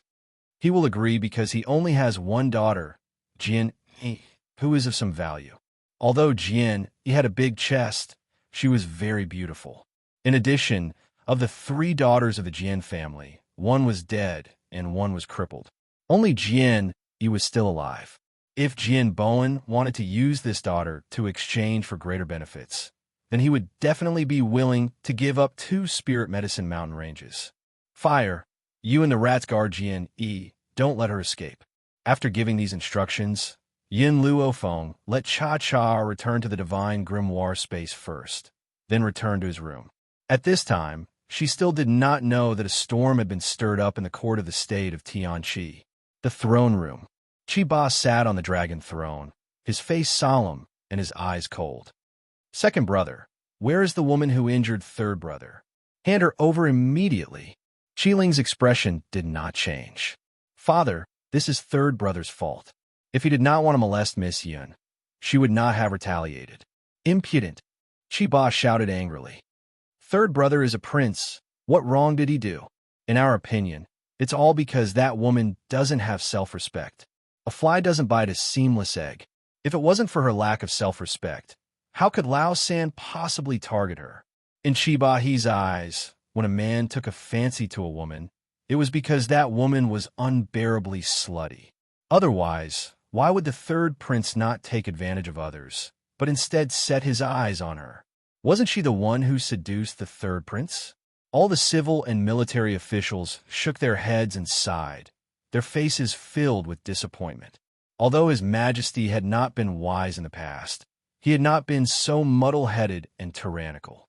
Now, his actions had truly broken everyone's hearts. Qi Lingjin clenched his fists. He knew that his father was biased, but he did not know that his father was biased to such an extent that he could not tell right from wrong. Father, is it wrong for a woman to be beautiful? Because of her beauty, she was taken advantage of, but she declared that the man is innocent and the fault lies with the woman? Qi Ling laughed coldly. How innocent are all the women in the world, to bear such a groundless accusation? Your Majesty, just as Qi he was about to continue speaking, the beautiful woman at the side sobbed and said, Please, you must seek justice for this concubine's imperial son. This concubine understands my imperial son's personality the best. He is so obedient, so it is impossible for him to commit such a frivolous act. Someone must have framed him. Seeing his beloved concubine sobbing, Qi Hi's heart softened. His sharp gaze shot towards Qi Ling. Second brother, I know that you have always been unconvinced by your younger brother, but the imperial preceptor once said that Lao San's future is limitless. In the future, he will definitely be a person who will ascend to the throne and lead the kingdom of Tianqi to unify the four kingdoms. So, as his elder brother, not only did you not help him, but you even conspired with outsiders to harm him. What are your intentions? Chapter 1926. Seeing Qi Ling's silent expression, Qi Ba's tone softened. Second brother, there are so many women in the world. Since your brother has taken a liking to her, why not give this woman to him? She should go to third brother to receive punishment. It was just a woman. He could have as many women as he wanted.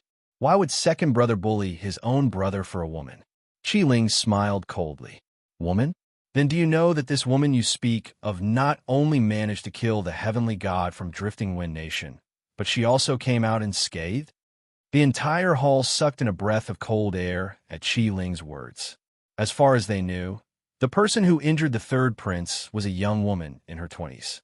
She had the strength to defeat a god at such a young age. How horrifying was she? The woman you speak of can make Qi Su listen to her. She is also the master of the spirit gathering medicinal hall. Qi Ling of the Qi clan could not cultivate since she was young. She is also the woman you look down on. She used her superb medical skills to cure her. Perhaps you do not know who Qi Ling is. However, when the emperor of Drifting Wind Nation fell ill, everyone was helpless. You should know this, right? She was also the one who cured Mu Jintian. Qi Ling did not understand. Why did his father have to look down on women? Did he not know that the woman he looked down on was terrifyingly strong? You want to make a move on her? Sure. The emperor of Drifting Wind Nation views her as his benefactor. If you hurt her and news of this spreads to Drifting Wind Nation, it will lead to a war between the two nations. Actually, Qi Ling wanted to say, look at the emperor of Drifting Wind Nation, then look at yourself. Can you compare to a tenth of the wise emperor of Drifting Wind Nation? Qi Ba's expression turned extremely unsightly. He had not expected Yin Luofeng to have such a powerful background. Just the thought of a war between two nations made him afraid. Your Majesty. The beautiful woman in palace attire beside him pouted and large teardrops rolled down her cheeks. She looked pitiful. My beloved concubine, don't worry. We will make it up to third brother. This time, Qi Ba did not mention how to deal with Yin Luofeng. Imperial father, this son is here to discuss another matter. Qi Ling raised his head slightly. It is regarding the four-nation youth competition that will take place in a few months. This son would like to bring some people there. Qi Ba's expression changed slightly. In reality, he only wanted the third prince to go to the competition alone. Furthermore, because of what the imperial advisor had said before, he was very confident that the third prince would be able to win. Therefore, when he heard Qi Ling's words, he said perfunctorily, your third brother is enough. You don't have to waste time. You won't be the champion anyway. Father, The competition doesn't stipulate how many people can participate, nor does it stipulate that each country can only send one team. When the time comes, third royal brother and I can sign up separately. It won't cause too much loss. Under normal circumstances, in order to win, each country would send out several teams. If they were unlucky, perhaps 2 teams from their own country would meet in the competition and choose one. In other words, if they were lucky, with so many teams, there would definitely be one who would succeed, right? Your Majesty, I think that what the second prince said is reasonable. The ministers in the imperial court agreed. In any case, no matter how many teams go, the kingdom of Xianxia will not lose out, right? That's right, Your Majesty. Let the second prince bring his team. No matter who wins, it will be a blessing for the kingdom of Xianxia. Chapter 1927. Seeing that all the ministers had said so, Qi Ba could not be too forceful. He could only maintain a cold expression on his face. Since that's the case, second brother, we allow you to bring people to participate. I hope you don't disappoint us and don't drag your younger brother down. Drag him down? Qi Ling smiled disdainfully. The kind of person who had been hollowed out by wine and women would probably be smashed to smithereens the moment he stepped onto the stage. He really did not know where father got his confidence from to think that he would definitely win. Was it just based on the imperial tutor's words? Even if third brother really had the potential back then, after so many years of father's indulgence and pampering, he had also become a worthless piece of mud. If there's nothing else, court is dismissed. Qi Ba's voice was cold and solemn, his face expressionless. Long live the emperor. All the ministers fell to their knees and respectfully sent Qi Ba off. After Qi Ba had left, they stood up and walked out of the throne room. Somewhere, in a courtyard as beautiful as a mural, a man stood facing the wind on top of a rock garden. He was dressed in black robes and looked very cold. His face, which looked like it had been paralyzed, gradually showed a trace of emotion. This emotion came and went quickly. In just a moment, he had regained his cold expression. Suddenly, the man heard the sound of footsteps behind him. He quickly took out a mask and covered his astonishing face. Master, a man dressed in a yellow dragon robe had stepped forward. His face was full of respect as he greeted him respectfully. The man replied in a low voice. How's the person I asked you to find? Master, I've already asked the imperial family's experts to find him for you. I'm sure we'll have news very soon. The yellow-robed man looked at the man standing in front of him. In a daze, he recalled the scene of this man's first appearance. What kind of god was he? He had descended from the heavens, cold, noble, and powerful, especially when this man's tone was too arrogant. He wanted to subdue his entire country the moment he opened his mouth. This arrogant tone had angered 2 of the imperial family's experts to the point of fighting him. That battle did not last long. The 2 imperial family experts were defeated in front of everyone's eyes. As for this man, he was as cold and noble as when he first appeared. Even his hair was not messed up. It was as if the battle just now was as simple as waving his hand. It was also from that day onwards that the high and mighty emperor himself had been reduced to his slave.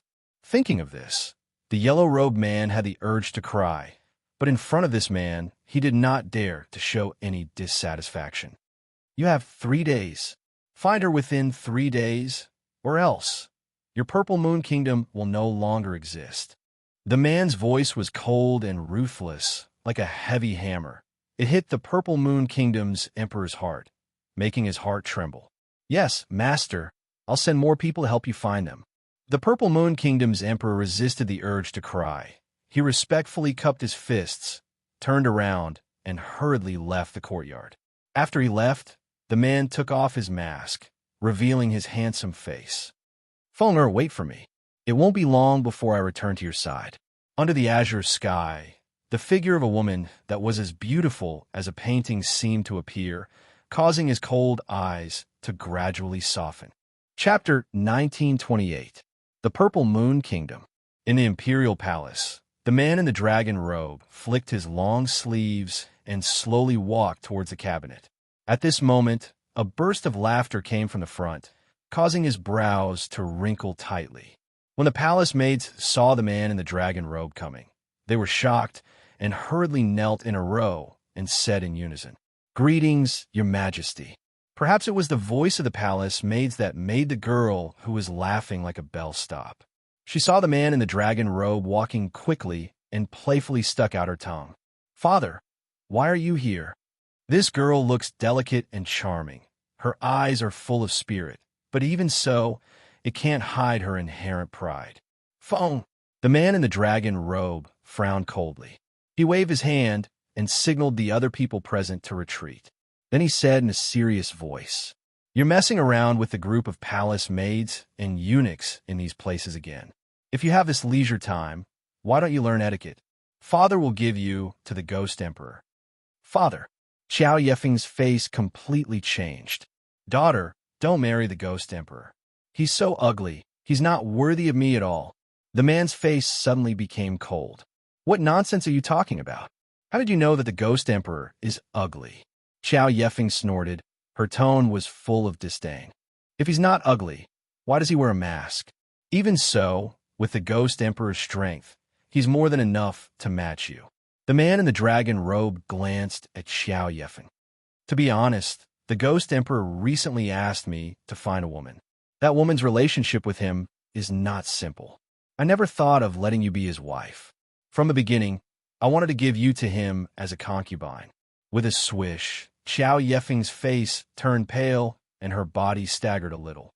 She couldn't believe her father, who once loved her so much. Why? Why did father want to give her to him as a concubine?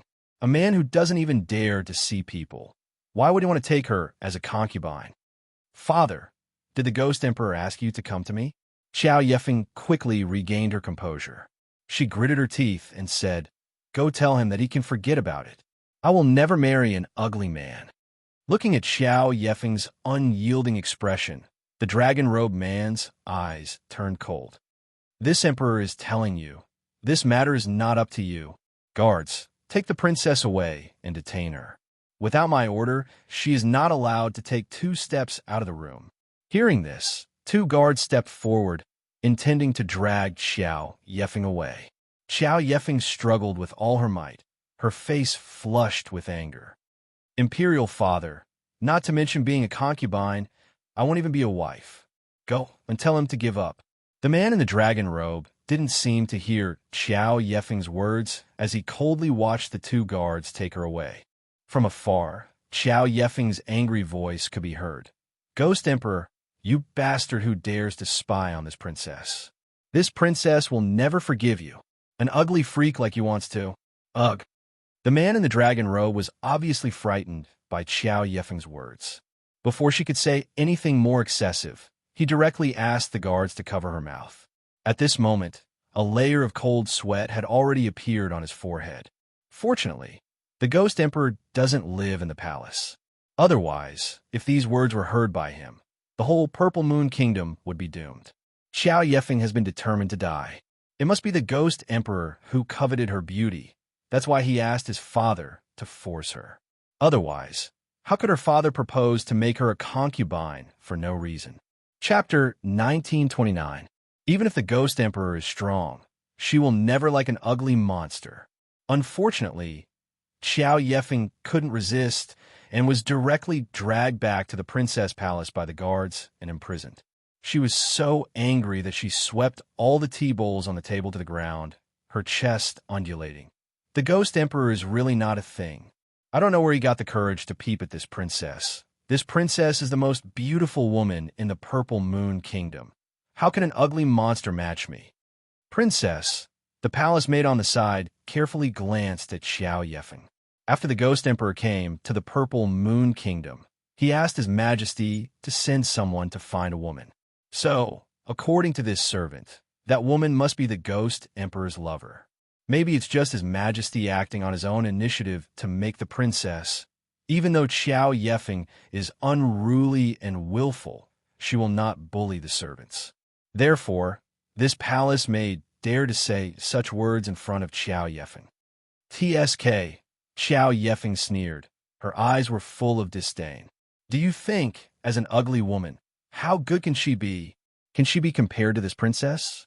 When the Ghost Emperor fought with the 2 strong men, This princess was also present.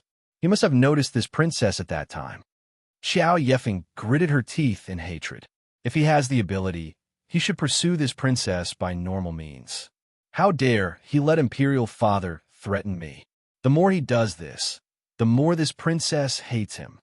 The palace maid lowered her head and no longer spoke.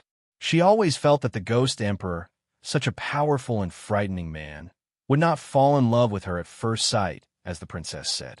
Moreover, such a man will certainly disdain to use power to force a woman. Xiao Yefeng took a deep breath. Moreover, in this world, the man who can make this princess look at him must not only be strong, but also peerless. The Ghost Emperor is not worthy of me. But His Majesty, the palace maid said in a cautious tone. Before she finished speaking, she was interrupted by Xiao Yefeng's fierce voice. In his dreams, I will never give in. The palace maid bowed her head deeply again. She always felt that His Majesty will not give up easily. At the same time, in the study, the man in dragon robes, Xiao Yun, was holding a book in his hand. Beside him, a beautiful woman dressed in palace robes was serving him a cup of tea. Empress, Xiao Yun sighed. Go back and persuade Feng, or if she is willing to become the Ghost Emperor's concubine, then the Ghost Emperor will stay in our Purple Moon Kingdom forever. The Empress was taken aback for a moment. Feng has always been a proud girl. I'm afraid it will be hard for her to accept being someone's concubine. Moreover, will the Ghost Emperor agree to this? This concubine is worried that giving him a concubine will anger that man. Xiao Yun chuckled. Isn't it normal for a man to have 3 or 4 wives? It was even more impossible for a powerful man like the Ghost Emperor to only have 1 woman. If I send him away, he will only thank me. Why would he be angry? However, the most important thing right now is to appease Feng Er so that she doesn't offend the Ghost Emperor. Yes, Your Majesty. The Empress lowered her head.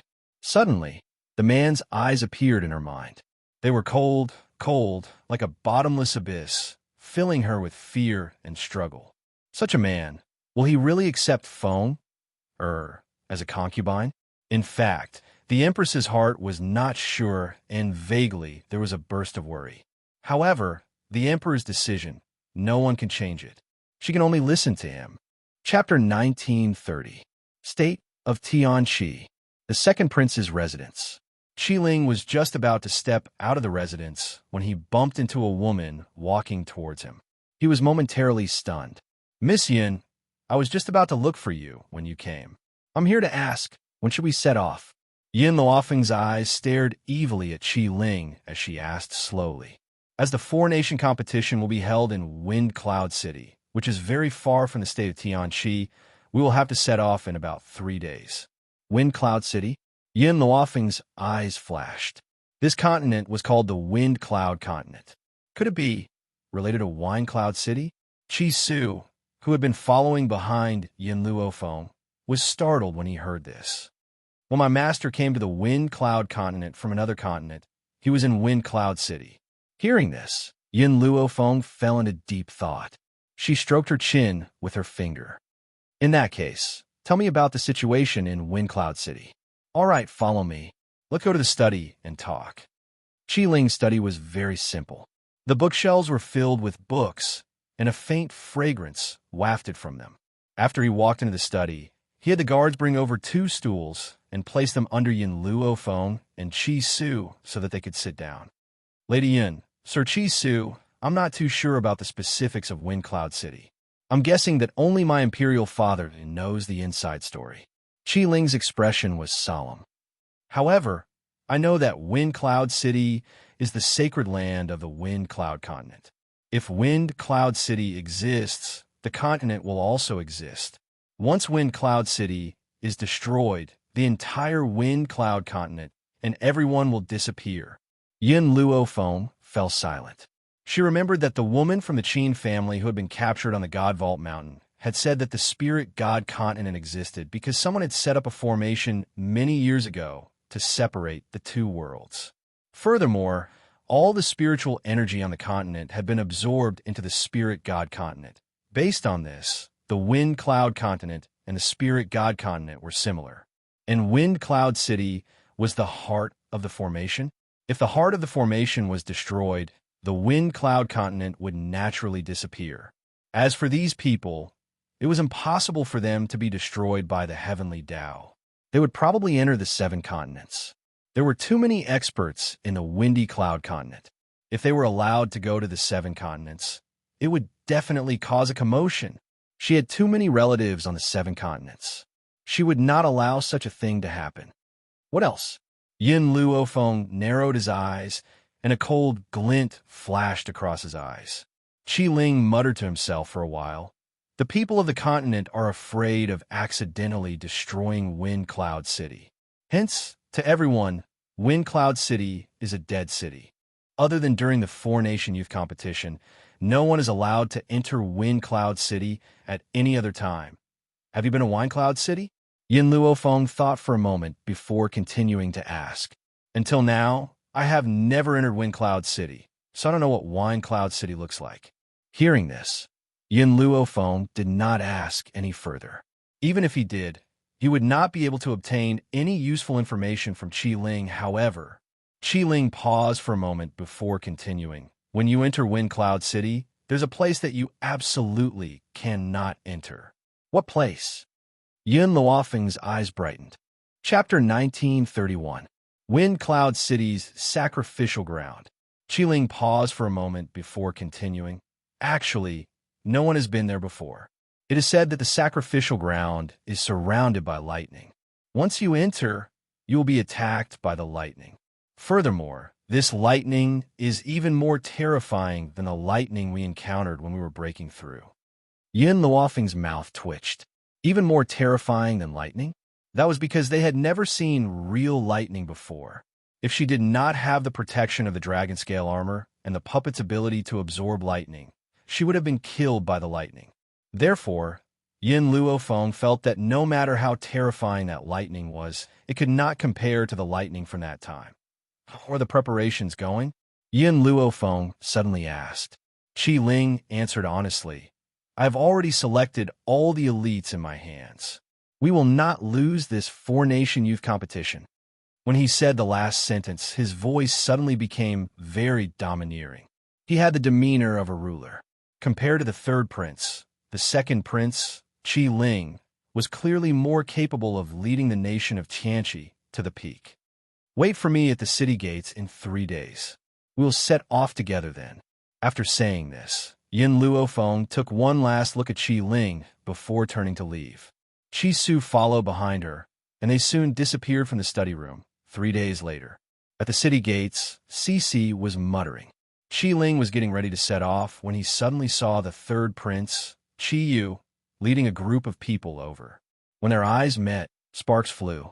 Qi Yu's eyes were filled with anger and disdain. He looked down at Qi Ling, who was standing in front of him. Why? Has your hand recovered? Qi Ling laughed coldly and asked expressionlessly. When he heard this, Qi Yu's expression changed completely. He clenched his left hand tightly, but his right hand dangled weakly by his leg. Second royal brother, even if my hand is crippled, I still have the strength to become the champion of the 4-nation youth competition. As for you, Qi Yu's lips curled up in disdain. You were just sent by royal father to make up the numbers. Imperial Mother had said that Qi Ling was going to Wind Cloud City because Imperial Father had sent him to make up the numbers. He could not possibly win because, back then, the Imperial Tutor had said that he would definitely be a person who would unify the 4 kingdoms. Compared to him, who was outstanding, Qi Ling would definitely be even more inferior. Really? Qi Ling smirked and glanced at his opponent's crippled arm. You've already lost an arm. How are you going to win? Qi Yu took 2 steps forward, raised his chin high, and said in a domineering manner, although this prince was also worried at the beginning, it's a good thing that Imperial Concubine Mother's words are very reasonable. It's not like you don't know the Imperial Preceptor of our kingdom of Tianqi. Even though the Imperial Preceptor is very weak, his prophecies have always been very accurate. Since he said that I am a person who can unify the 4 countries, then no matter what I become, I will win. His expression was very confident, as if he was certain that he would win. In fact, Qi Ling was well aware of the Imperial Tutor's capabilities. Especially after all these years, the Imperial Tutor had managed to maintain his youthful appearance. Based on this alone, one could tell that the Imperial Tutor was not a simple character. However, the Imperial Preceptor's prophecy was more than 10 years ago. More than 10 years could completely change a person. Even if Qi Yu really had this talent, he had long become a hedonistic son of rich parents after being spoiled for so many years. Chapter 1932. How could such a hedonistic son unite the four countries? Then in this world, there is no such thing as trash. Qi Ling could not be bothered to speak to him anymore, because he had already noticed Yin Luofeng and Qi Su walking over. However, behind the two of them was a youth. Compared to the relaxed expressions of the two people in front, the youth was laden with bags and his handsome face looked very aggrieved. He was sweating profusely and even walking was very strenuous. Anyone who saw him would feel sorry for him. "Miss Yin, do you not have a space ring?" Qi Ling looked at the youth who was laden with bags, then turned to Yin Luofeng and asked. With Yin Luofeng's strength, he should not have a space ring. Yin Luofeng shrugged. He likes to train his body. I do not have a heart to refute him, so I allowed him to carry these bags. Mo Qianxing's expression became even more aggrieved, but he understood that Yin Luofeng wanted to use this method to make him retreat, so he would not do as she wished. The corners of Qi Ling's mouth twitched. Like to train his body? He had never seen anyone train their body in such a way. Qi Yu's expression darkened, and he snorted coldly. Poor is poor. Why find excuses? You don't even have a space ring. How can you be so poor? Yin Luofeng raised her eyebrows slightly, her evil smile gradually falling on Qi Yu's face. What? You don't want a left hand either? This threat caused Qi Yu's expression to change greatly.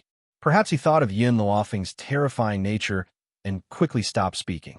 He was afraid that this woman would attack again. Moreover, when she attacked him, Imperial Father actually did not capture her. Even Imperial Mother told him to stay away from this woman. But he was not satisfied. He was not satisfied with his defeat. Just wait and see. Throwing down these harsh words, Qi Yu led his group of subordinates out of the city gates. After he left, Qi Ling then said, Miss Yin, we should also leave. All right. Yin Luofeng nodded. Let's go. Finishing, she brushed her long sleeves and led the way towards the city gates. Yin Luofeng and the others did not know that behind them, a pair of venomous eyes were coldly staring at them. This is the woman who hurt my son? The noblewoman gripped her handkerchief so tightly that she almost broke it. Her eyes were vicious and sinister as she stared at the departing people. Your Highness, she is the woman who broke the third prince's hand. Humph. This consort won't take this woman's life for now. Once this consort's son rules over the four countries, it will be the time of her death. The imperial consort raised her chin slightly. Also, get the experts from the royal family to disguise themselves as bandits to ambush these people. However, tell them not to touch Qi Ling and that woman for now. Only kill his subordinates and let Qi Ling and that woman go to Wine Cloud City alone. Even though she knew that it was impossible for Qi Ling to win, she still wanted him to lose miserably. For the four-nation youth competition, teamwork was extremely important. Otherwise, without a team, no matter how talented a single person was, it was impossible to win. A cold light flashed across the imperial consort's eyes at the thought of this. Her lips curled into a sinister smile. The journey from the Tianxi Nation to Wine Cloud City was very long. Along the way, they had to pass through many dangerous mountain ranges. Fortunately, the people that Qi Ling brought this time were the elites of the team.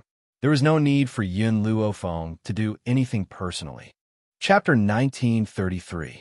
Miss Yin, once we pass through this mountain range, we will soon reach Wind Cloud City.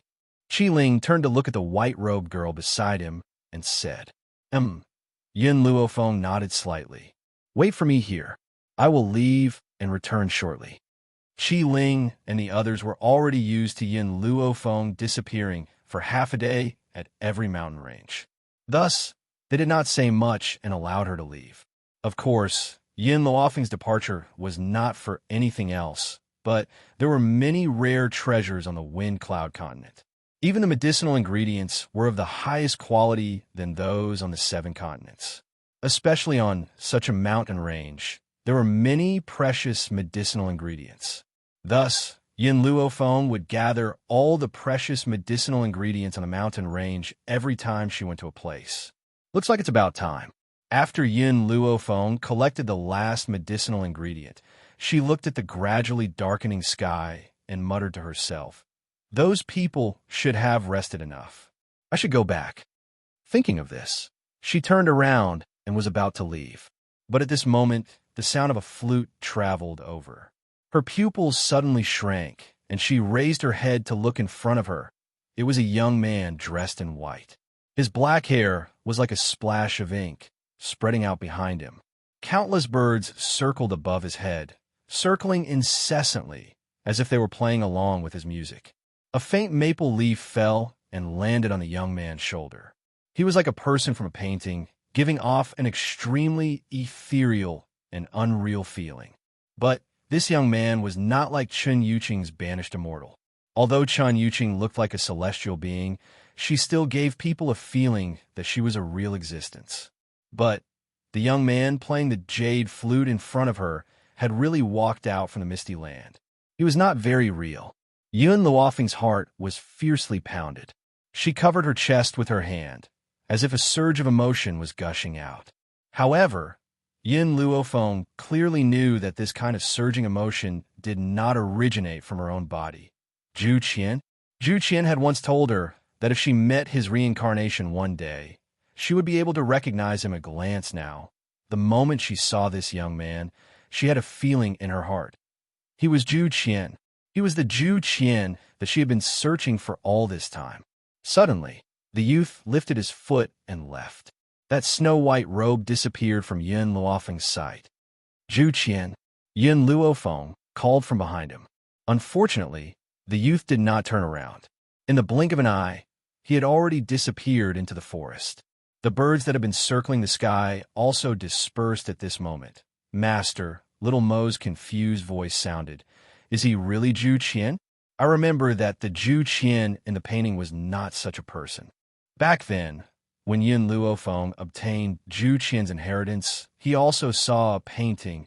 The man in the painting was dressed in red, sitting on a black dragon chair. His left hand was supporting his chin, and his right hand was pointing a middle finger at the sky, implying that even the heavens were not worthy of his attention. How could such a proud and powerful man be that white-robed youth? The two of them had completely different styles. "I have a feeling that he is Zhu Qian." Yin Luofeng narrowed his eyes. "No wonder I couldn't find him even after searching the 7 continents. So he's in the Wind Cloud continent. This makes things easier. As long as he exists, I'll definitely find him again." Chapter 1934. Little Mo remained silent. Since Yin Luofeng felt that this young man was Zhu Qian, then it was very likely that he was. "Master, it's getting late," Little Mo urged. She did not know why, but she felt a faint sense of unease in her heart. It was as if something big was about to happen. Yin Luofeng seemed to have sensed something and hurried towards the direction of the kingdom of Tianqi's army. As these soldiers had just experienced a battle, they were resting in their original positions. Little Mo took this opportunity to leave the group to pick medicinal herbs. At this moment, in the forest, the setting sun was dyed red with blood. Qi Ling gripped his sword tightly in his hand. His face was stained with blood, and his gaze was very ferocious. Qi Su protected Mo Qianshang behind him as he faced this group of vicious and evil people with a solemn expression on his handsome face. More than half of the army was dead or injured. The remaining people would not be able to hold on for long. "Second Prince, I don't think these people are bandits." Qi Su used his sword to block the attack, his voice cold. Looking at the group of people in front of him whose faces were covered, and even whose aura was concealed, Qi Ling let out a cold laugh. He wiped the blood off his face, and the curve of his lips was somewhat sinister. "Are you people sent by Imperial Concubine Lin?" Imperial Concubine Lin was the mother of the 3rd prince, Qi Yu. Other than her, He could not think of anyone else. The group of people did not utter a word. Their attacks became more and more ferocious. They were even more merciless towards Qi Ling's elite troops. Qi Ling's heart gradually became anxious, and his heart was filled with anger. His elite troops, which he had trained for many years, were now completely annihilated here? No, he would never allow this to happen. Young Master Qi Su, take the others and escape. I will hold them off. Qi Ling gritted his teeth and said. He had already sensed that these people did not want to hurt him. After all, he was a prince of the kingdom of Tianqi. If anything were to happen to him, no one would be able to bear the consequences. However, they were merciless towards their own subordinates. It was easy to guess that Imperial Concubine Lin wanted him to be a commander without an army. This way, they would definitely lose the hegemony competition. What good plan? Qi Ling sneered. How could he let that woman succeed in her evil scheme? I'm afraid I can't do it. Qi Su took 2 steps back. I don't know if the second prince has noticed that there are 2 other auras that haven't appeared yet. Those 2 auras must belong to enlightened masters. I still have no way of escaping under their attacks, so I can only wait for Lady Yun's return. Qi Ling's eyes turned cold. In every country, there was a group of elders.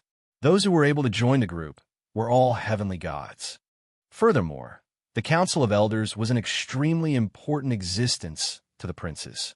Therefore, whether it was him or Imperial Concubine Lin's group, they had all tried to rope in the Council of Elders. These Empyrean gods were obviously Imperial Concubine Lin's subordinates. More importantly, these Empyrean gods had left the state of Tianqi, but the 2 people he had roped in from the Elder group didn't send any news. If not for Father Emperor's permission, how could the matter of the God of Heaven leaving the group of elders on his own be concealed?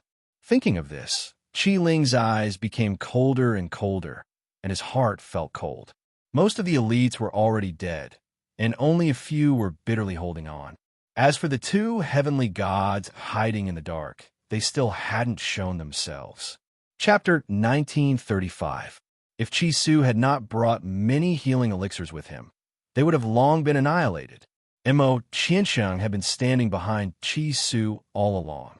As he watched the group of murderous experts, his eyes shone with an obscure glint. Should he try his luck? Perhaps the seal would be undone. He suddenly made a decision. He walked around Qi Su and walked towards the group of black-clad experts. The black-clad experts naturally thought that Xianxia was Qi Ling's subordinate and immediately attacked him. Xianxia closed his eyes. A powerful pressure locked onto him. A fatal sense of danger came head-on, causing his entire body to be in a gale like a small boat. What are you trying to do? Qi Su's expression changed drastically. He hurriedly grabbed Xianxia's arm and tried to pull him away. But at this moment, the black-clad expert who attacked Xianxia was engulfed in raging flames. Shortly after, he turned into ashes in front of everyone's eyes. The aura that locked onto him had already disappeared. The sense of danger that he had just felt also disappeared without a trace. Xianxia opened his eyes angrily. He was just about to see who had spoiled his plans when he suddenly met a pair of ice-cold eyes. His heart trembled at that moment. He opened his mouth but couldn't say a word. In reality, it was not that Xianxia had never thought of using this method to undo the seal. Unfortunately, ever since he came here, he rarely met any true experts. Ordinary people couldn't kill him, let alone give him a sense of danger. Only that sense of danger could allow him to forcefully break the seal. He did not expect that the first time he implemented this plan, it would be discovered by Yun Luofeng. Yun Luofeng, Xianxia wanted to explain, but saw that the woman in white had already turned around and swept her cold gaze across the black-clad experts present. Killing to your heart's content? Her voice was very cold, as if it came from hell, causing people to tremble with fear. Then now it's my turn? Boom! Before those black-clad experts could react, a gale surged from the woman in white. Wherever the gale passed, not an inch of soil remained. Run! Anyway, most of the people were dead, and their mission was completed. Therefore, the black-clad experts did not hesitate and turned to flee. Go! It's too late. Boom! An earth-shattering pressure pressed down from the void. Those people's bodies trembled, and they couldn't help but stop in their tracks. In the meantime, the woman had already appeared behind them. She held a sharp, ice-cold weapon in her hand and slit the throat of the person closest to her. In an instant, that person's blood splattered on the spot. Her speed was too fast, so fast that no one could react. When they came back to their senses, the man was already dead. Chi-Su and the others finally felt relieved. As long as she was back, none of these people would be able to escape. Stop. After Yin Luofeng dealt with 2 more people, the 2 heavenly gods hiding in the dark finally made their move. 2 figures appeared in the void. One of them was dressed in a white robe and had the demeanor of an immortal. The other was dressed in a gray robe and looked rather mysterious. Miss, where it is possible to let people off, one should forgive them. The white-robed old man said indifferently, "Why must you be so ruthless towards these people?" How could Yin Luofeng not see that these 2 old men were in cahoots with a group of murderous black-clothed men? Where it is possible to let people off, forgive them. Ruthless? Yin Luofeng laughed. Then what about their actions of killing people just now? I'm just taking revenge. A life for a life. They deserve to die. Chapter 1936. The white-robed elder's eyes darkened. I didn't see them kill anyone. I only saw you kill them. I had no choice but to come out and stop you. Oh, does that mean that the people who died around me committed suicide? Or did they kill each other? Yin Luofeng narrowed his eyes and laughed coldly. The white-robed elder's face was indifferent. That's hard to say. Are you stupid, or do you think that everyone in the world is stupid? It's obvious that my people were killed by this group of people. Are you still lying through your teeth? Yin Luofeng laughed coldly as he approached the 2 elders. Tell me, who sent you? Hearing this, the white-robed elder did not even raise his eyes. I don't know this group of people. I was just passing by and saw that you were bullying the weak. I couldn't stand it anymore, so I interfered. What if I insist on killing them? Yin Luofeng's eyes flashed with a dangerous light as his lips curled into a cold smile. Then don't blame me for being unreasonable. The white-robed elder's tone was as indifferent as ever. He had already stretched out his hand and attacked Yin Luofeng. The 2 elders had already heard of Yin Luofeng's strength from Imperial Concubine Lin. Naturally, they did not dare to underestimate him. Therefore, after the white-robed elder attacked, the gray-robed elder also moved. The 2 of them did not hold back. Once they started fighting, they would give it their all. If anyone stops me from killing, I will kill that person today. Yin Luofeng's voice was domineering and pierced through the clouds, bringing a wave of echoes. At the same time, she summoned her dragon-scale armor. With a long sword in her hand, she quickly rushed in front of the 2 elders. The entire void trembled because of their battle. Chi-Su stood in the forest and watched Yin Luofeng fight in the void. His eyes were full of worry. That's not right. Qi-Ling frowned slightly. I've seen all the divine realm experts in the royal family. I don't know these 2 people. Chi-Su was stunned. He turned to look at Qi-Ling. Could it be that they weren't sent by Imperial Concubine Lin? No, I feel that it was her. Only she would do such a thing. Qi-Ling shook his head and said, "Then what's going on?" Chi-Su frowned. When Mo Xianxia heard their conversation, he couldn't help but interject. Have you not heard of the appearance-changing technique? A person could even change their aura, so it was normal for them to change their appearance. After all, since the Imperial Concubine had done such a thing, she definitely didn't want anyone to use her against her. As such, she naturally asked these people to disguise themselves. As Mo Xianxia thought about it, he couldn't help but look at Yin Luofeng, who was fighting with the 2 elders in the sky. No one knew what he was thinking in his pitch-black eyes within the void. Yin Luofeng could no longer deal with it as easily as before. Even though she had once defeated a heavenly god, that was only because her opponent was alone. Now, there were 2 standing in front of her. Moreover, the dragon-scale armor had a time limit. She had to finish them off within this time. Otherwise, once she lost the dragon-scale armor, she would be even more unable to deal with them. Bang! The gray-robed old man suddenly appeared behind Yin Luofeng and punched her in the back. She fell a few meters forward. She slightly raised her head and narrowed her eyes with a hint of coldness. Miss Yun. Chi Su's heart clenched. He hated himself. If it wasn't for the fact that he was too weak, he wouldn't have been so helpless at this time. There were 3 more chapters in the afternoon. Chapter 1937. Young lady, do you know a saying? The white-robed elder looked at the lady in front of him and said calmly, Karma is in the cycle of the heavens. You killed someone just now, so you must pay the price now. Yun Luofeng wiped the blood from the corner of her mouth and smiled slightly. Then let me give you a saying as well. Those who are unjust are doomed to destruction. Hearing this, the white-robed elder's expression turned cold and he snorted. You have a sharp tongue. Since that's the case, don't blame me for being impolite. Boom! In an instant, the white-robed elder's aura surged out once again and engulfed the entire void. At this moment, the sky had also turned gray and hazy. In midair, Yun Luofeng held a long sword in her hand and stood against the wind. Her expression was calm as her fine black hair fluttered in the wind. Master, let Azure Wings and Little Worm come out and help. Little Mo's worried voice rang out from Yun Luofeng's soul. Little Worm and Azure Wings had already broken through to become a deity. Moreover, one of them was an ancient ancestral dragon, and the other was an immortal puppet. Even with the strength of a deity, they could deal with a sky god. But Yun Luofeng shook her head indifferently. No, I can still hold on. Moreover, I reached a bottleneck a few days ago. Perhaps this battle can help me break through. Yes, from the beginning, Yun Luofeng had been prepared to deal with these 2 old men.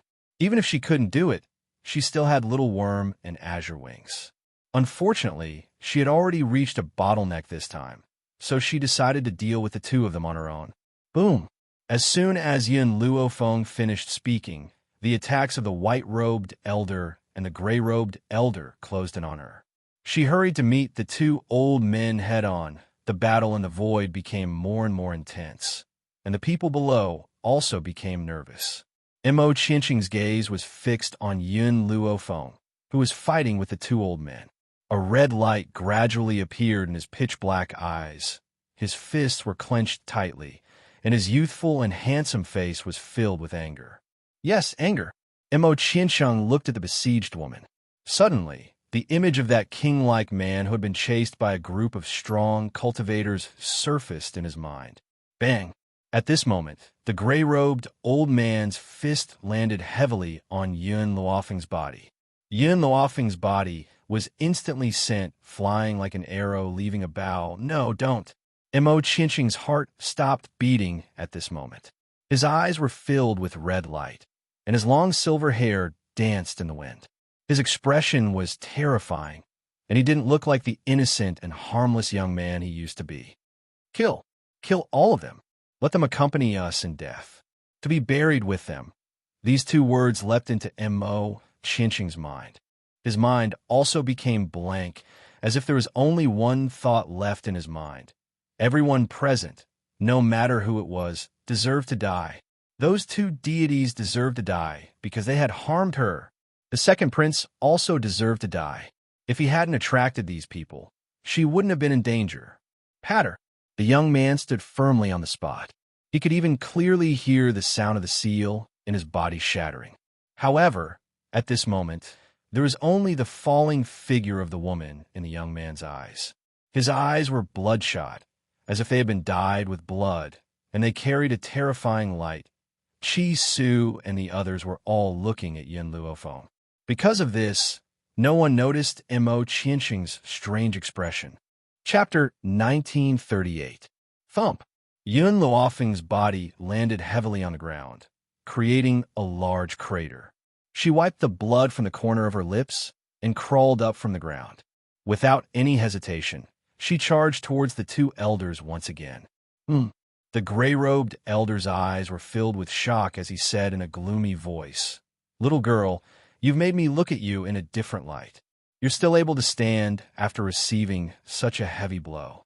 No wonder you've achieved so much at such a young age. Yun Luofeng raised her head, and her pitch-black eyes were filled with light. Continue.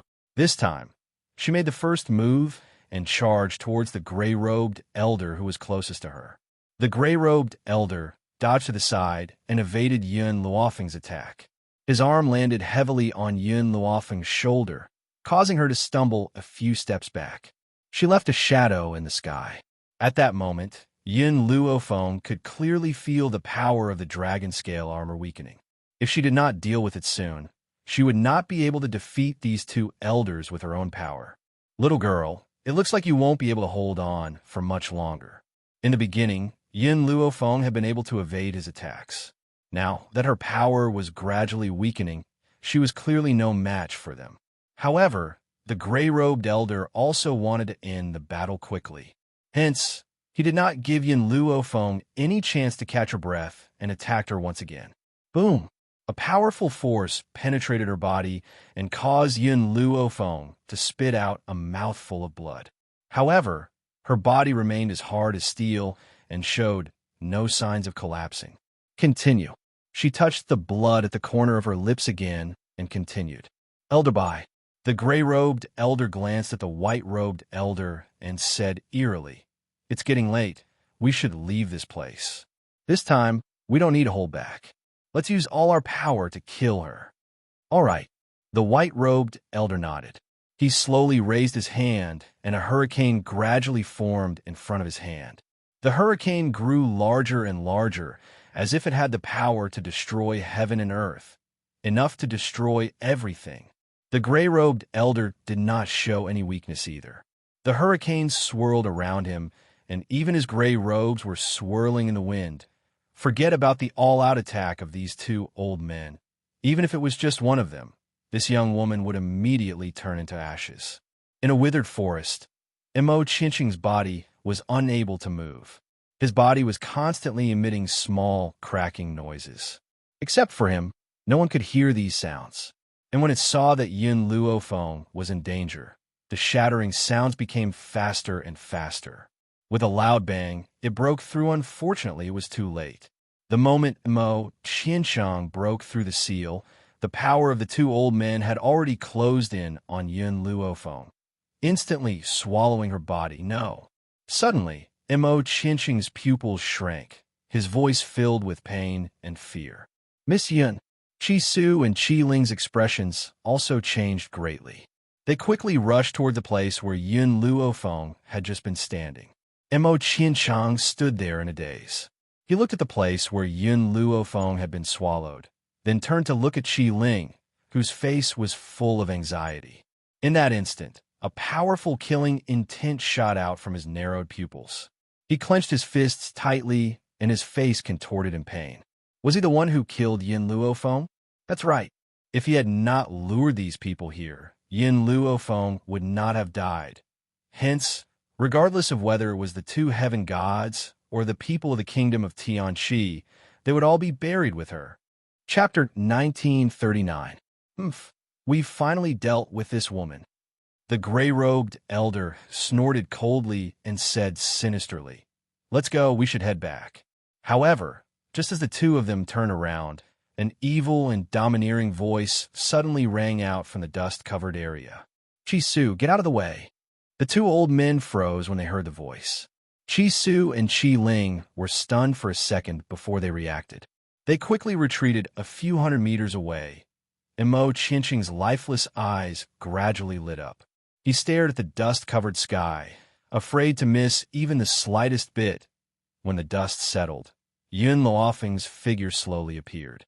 The woman looked a little disheveled, but she still gave off an untainted feeling. The dragon-scale armor on her body had completely disappeared, and her white robe had also been destroyed to the point of being tattered. The white-robed elder turned around in shock. His eyes widened and his breathing quickened. "You didn't die? How could this be? How could this woman still be alive?" Yun Luofeng didn't answer him. He only smiled mysteriously. "I have a gift for you." "What?" Before the two old men could react, they heard a boom and a thundercloud suddenly appeared in the sky. The thundercloud glowed purple and thunder rumbled. Then, without warning, a bolt of lightning suddenly shot down. The two old men who were close to Yun Luofeng were naturally struck by the lightning as well. They wailed in pain. You? You broke through? Lightning tribulations only appeared when one broke through to the sky god level. But this woman had actually broken through at this time? I should also thank you. If you hadn't helped me break through the bottleneck, I wouldn't have been able to become a sky god. The white-robed elder was so angry that he almost spat out a mouthful of blood. He gritted his teeth. Do you think you can kill us with this lightning tribulations? Let me tell you, it's impossible. It's not like I haven't experienced lightning tribulations before. After all, he was also a sky god and had experienced lightning tribulations before. Lightning tribulations alone couldn't kill them. Yin Luofeng smiled evilly. Unfortunately, my lightning tribulations are different from others. Boom, boom, boom. As soon as he finished speaking, another lightning tribulations appeared. This one was even more powerful than the previous one. It struck the two old men directly, causing them to wail in pain. But it wasn't over. The bolts of lightning were even more powerful than before. They rained down, leaving the two old men with no energy left to escape. The shouts of the two old men rang out one after another, causing everyone present to be dumbfounded. Chisu stared blankly at the mighty thunder tribulations, his eyes glazed over. Holy! Suddenly, he let out an angry roar. Qiling came back to his senses and turned to look at him. What happened? Chisu's expression kept changing. Almost a year ago, someone near our drifting wind nation broke through to become a deity and triggered a thunder tribulation. That thunder tribulation was so fierce that it shocked all the powerful warriors in the drifting wind nation. Unfortunately, I thought that Lady Yun was just unlucky and was accidentally affected by the lightning tribulations. It seems that he was the one who triggered the lightning tribulations. Thinking of this, Chi Su took a deep breath. He remembered that Drifting Wind Nation had been searching for the powerhouse who triggered such a powerful lightning tribulations. He never thought that the powerhouse would be right beside him. Chapter 1940. Did you see that? Even the sky god powerhouses of the nation of Xianxia couldn't withstand such a lightning tribulation. In comparison, Yin Luofeng was calm and collected. His expression was as if he was drenched in the rain. In fact, no one knew that Yin Luofeng's body was already somewhat overwhelmed by the lightning attacks. However, she had to hold on and not let all her previous efforts go to waste. Fortunately, she had experienced this kind of lightning tribulation before and already had a certain resistance. Compared to the two old men, she was much better off. Girl, you will definitely suffer retribution for being so vicious. The white-robed old man gritted his teeth. Blood was already flowing from the corner of his mouth as he spoke viciously. Yin Luofeng's lips curled into a smile. I was only breaking through. It was you who appeared by my side. The lightning doesn't recognize people, so who can you blame? Indeed, the lightning wasn't Yin Luofeng's instigation. They could only blame their bad luck.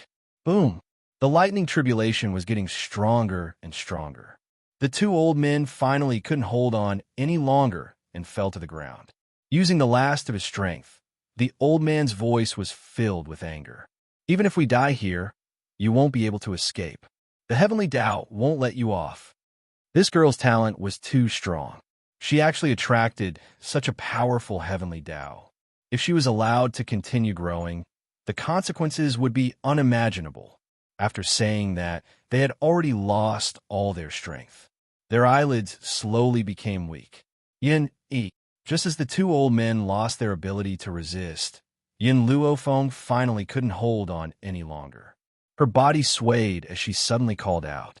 Swoosh! In an instant, a mighty and strong figure appeared in front of Yin Luofeng. It appeared out of thin air and blocked the violent lightning attacks. The lightning landed on Yun Yi's burly body, forging his physique until it was very smooth. However, Yun Yi remained expressionless. His expression didn't change at all. A puppet. Qi Ling and the others were stunned as they looked at Yun Yi, who blocked the lightning. Then they saw a shocking scene. The lightning attacks that were originally violent were all absorbed by Yun Yi. After withstanding the lightning, Yun Yi's body emitted a powerful strength. His cold eyes were filled with dominance. A heavenly god? Under the forging of the lightning, this puppet actually became a heavenly god? Qi Ling and the others opened their mouths wide in surprise.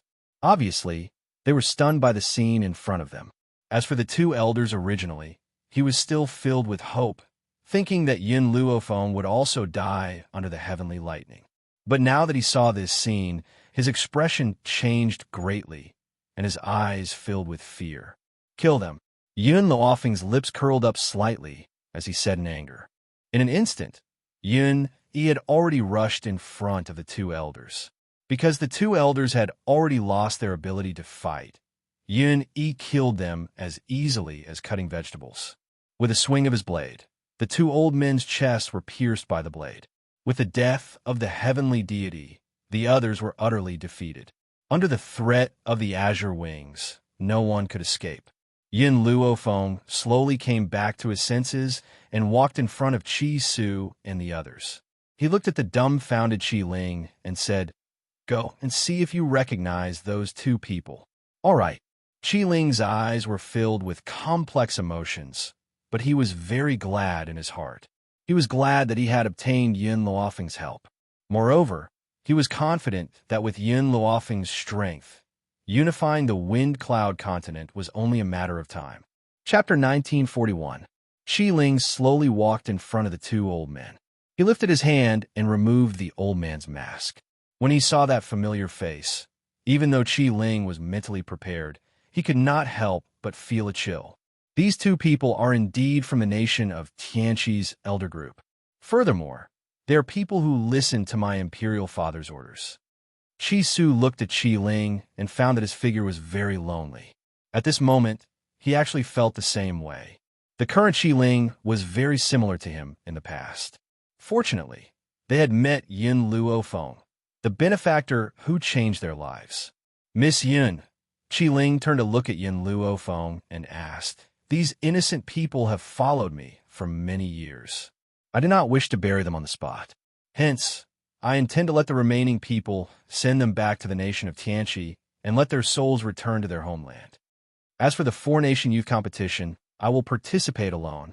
Even if he was alone, he would do his best to obtain victory." Yin Luofeng nodded. "All right, let them return. Furthermore, you'll have the opportunity to take revenge for today." Qi Ling did not say anything. He had never expected that his imperial father would do such a thing to make his third royal brother look good. However, after all, he was his biological father. He would definitely feel conflicted about killing his biological father. However, he would not let today's debt go just like that.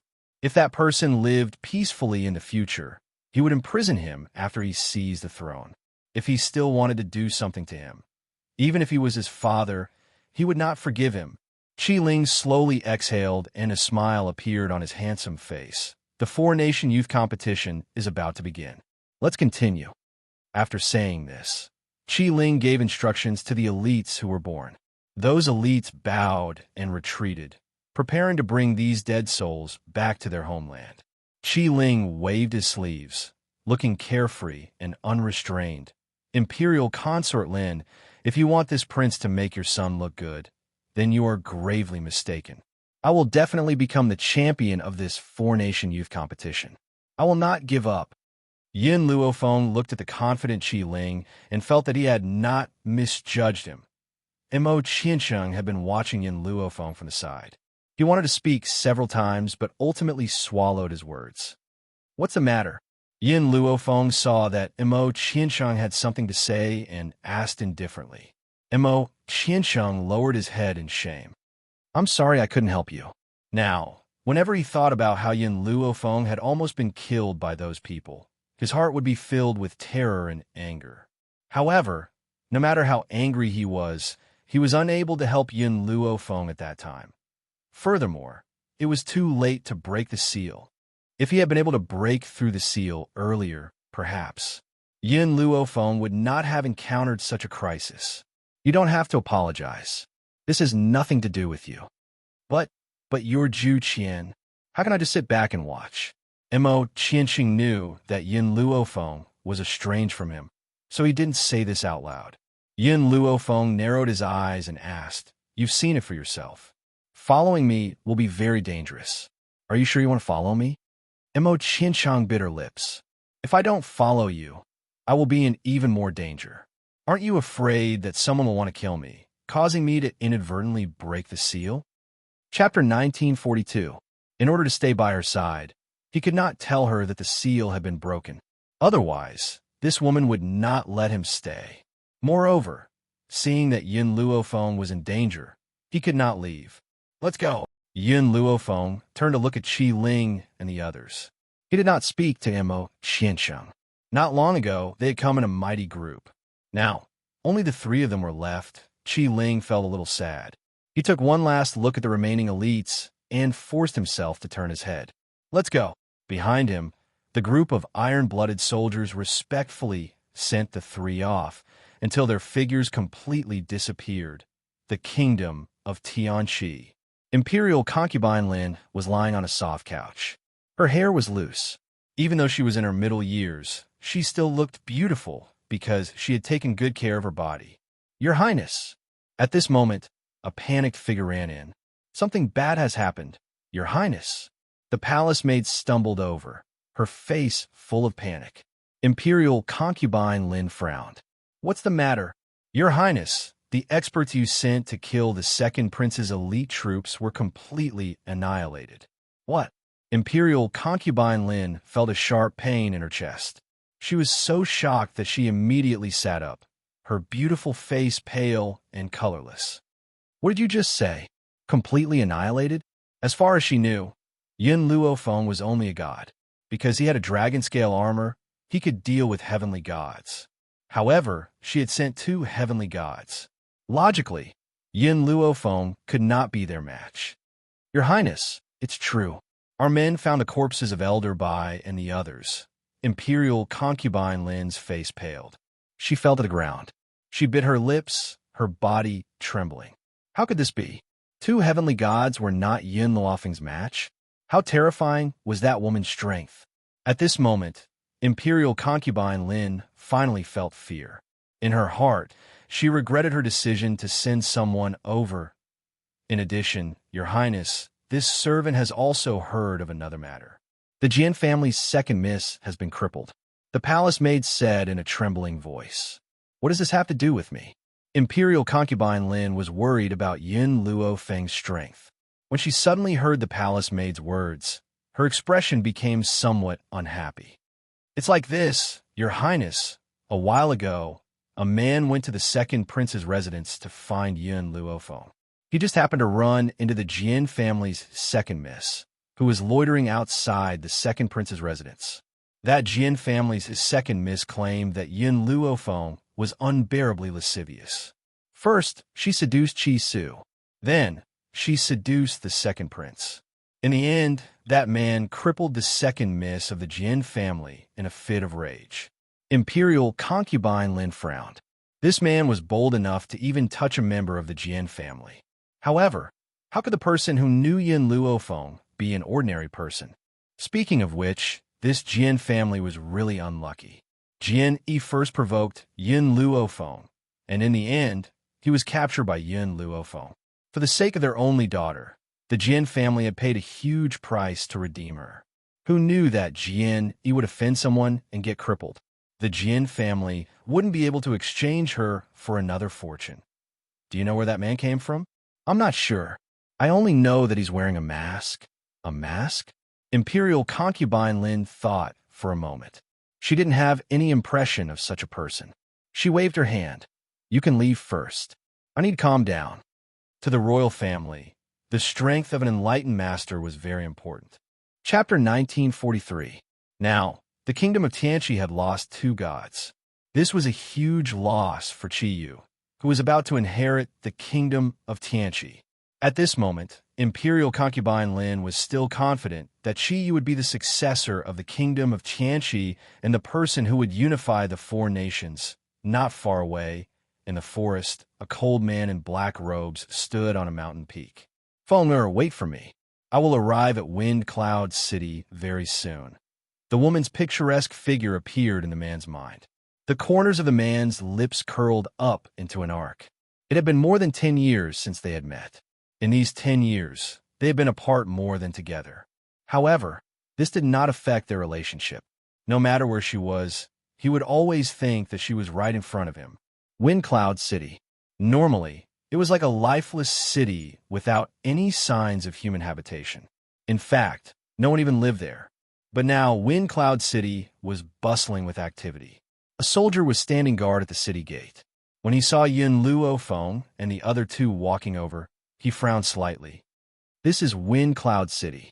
Unauthorized personnel are not allowed in. I am the second prince of the kingdom of Xianxia. I am also here to participate in the four-nation youth competition. Qi Ling said indifferently with his hands behind his back. The soldier was stunned. The second prince of the kingdom of Xianxia? Where are your troops?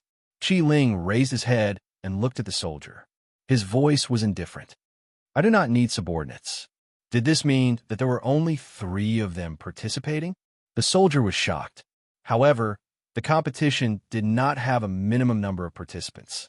Hence, he did not say anything. After Qi Ling produced the evidence, he let him in. The second prince of the kingdom of Tianxi is really strange. Does he think that he can win with just the 3 of them? I heard that the most favored person in the kingdom of Tianxi is the third prince. Maybe the second prince is just here to join in the fun. The 2 soldiers at the gate underestimated the girl and did not say anything else. They started to stand guard at the gate and inspect the people who came. Even though Wind Cloud City was usually uninhabited, it was a beautiful place. Even the relay station was luxuriously built.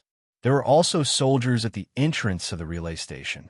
Hence, Qi Ling produced the evidence again, and the soldier let him in. However, just as the 3 of them stepped into the relay station, they saw Qi Yu striding towards them. When Qi Yu saw Qi Ling appear at the door and saw that there were no soldiers behind him, he couldn't help but laugh. Ha! Second Imperial Brother, where are your elite troops? They wouldn't have died on the road, right? I think your elites are only SOSO. They can't even deal with some spirit beasts, and you want to rely on them to win? Qi Ling clenched his fists tightly. Third Brother, don't tell me you don't know what happened. A cold glint flashed across Qi Yu's eyes. Second Brother, I don't know what you mean. What does it have to do with me if something happens to your troops?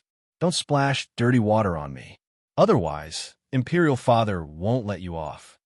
Qi Ling's eyes turned blood red at the thought of his subordinates' deaths, but in the end, he restrained his emotions. Third Royal Brother, remember what you have done. One day I will take my revenge. Qi Yu laughed coldly. His eyes flickered and landed on Yun Luofeng's face. Chapter 1944. Originally, he wanted to say a few mocking words. However, when he saw the girl's sinister gaze, he swallowed his words in fright. He waved his hand and gritted his teeth, saying, "Let's go." I'll let this girl be pleased first. After I unify the 4 nations, I'll definitely make her beg for mercy under me. As if thinking of that scene, Qi Yu could not help but laugh sinisterly. He could not hide his pride. The Golden Sun Nation is hosting the 4-nation youth competition this time.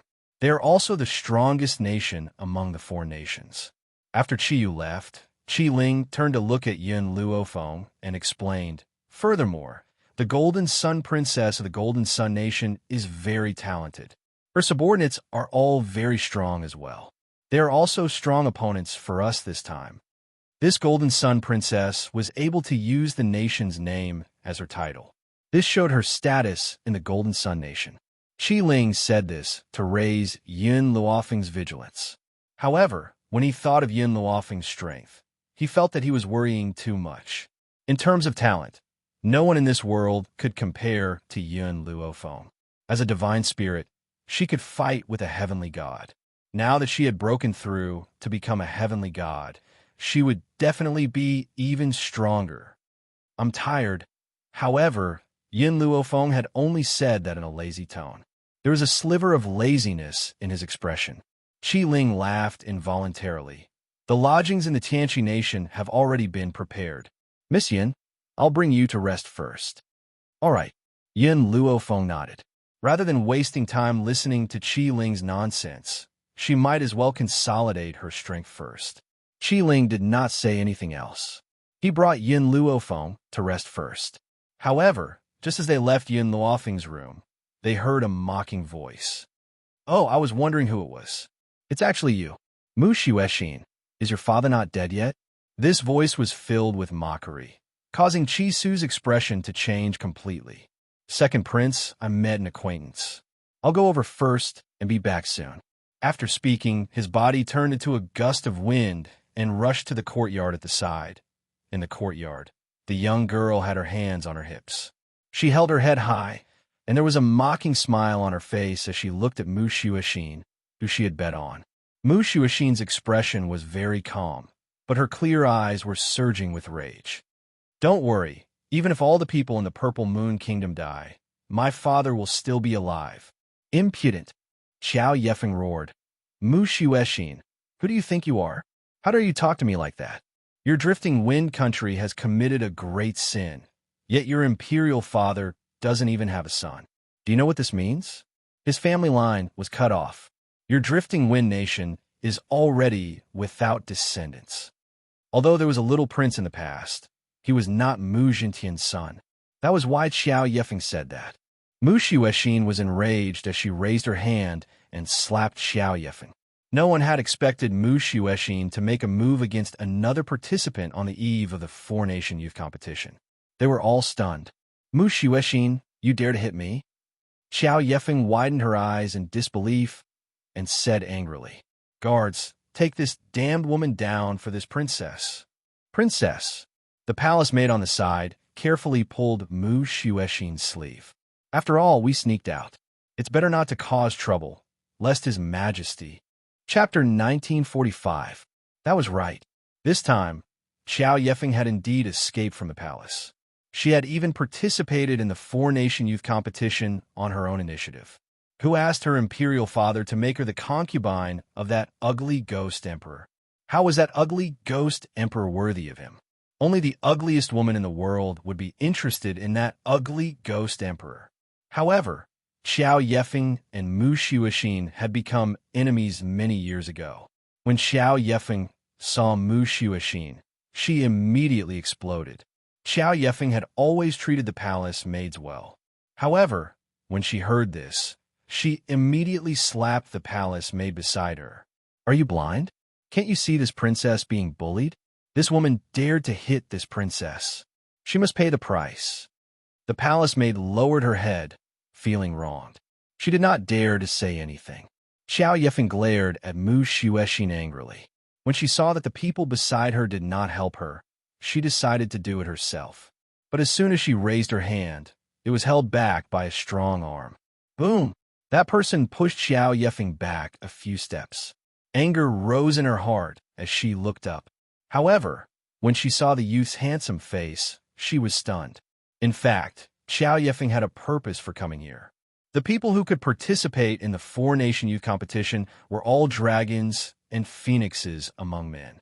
In order to prevent her imperial father from forcing her to marry that ugly ghost emperor, she had to find an ideal husband. Undeniably, the princes of the various nations were the husbands she looked forward to. As princes, not only were they talented, but they were also of noble status. Some of them were exceptionally beautiful. Only a man like this could match up to her status. Hence, when Xiao Yefeng saw Chi Su, she was certain that the youth before her was the husband she looked forward to. Chi Su. Mu Xuexin turned her head and saw the youth's handsome profile. She felt joy in her heart. "Why are you here?" "I followed Qi Ling Mu, or are you all right?" Chi Su asked worriedly. Mu Xuexin blushed and shook her head. "I'm fine. Chi Su, I will not let myself suffer. Then I can rest assured." Chi Su smiled and turned his head to look at Xiao Yefeng.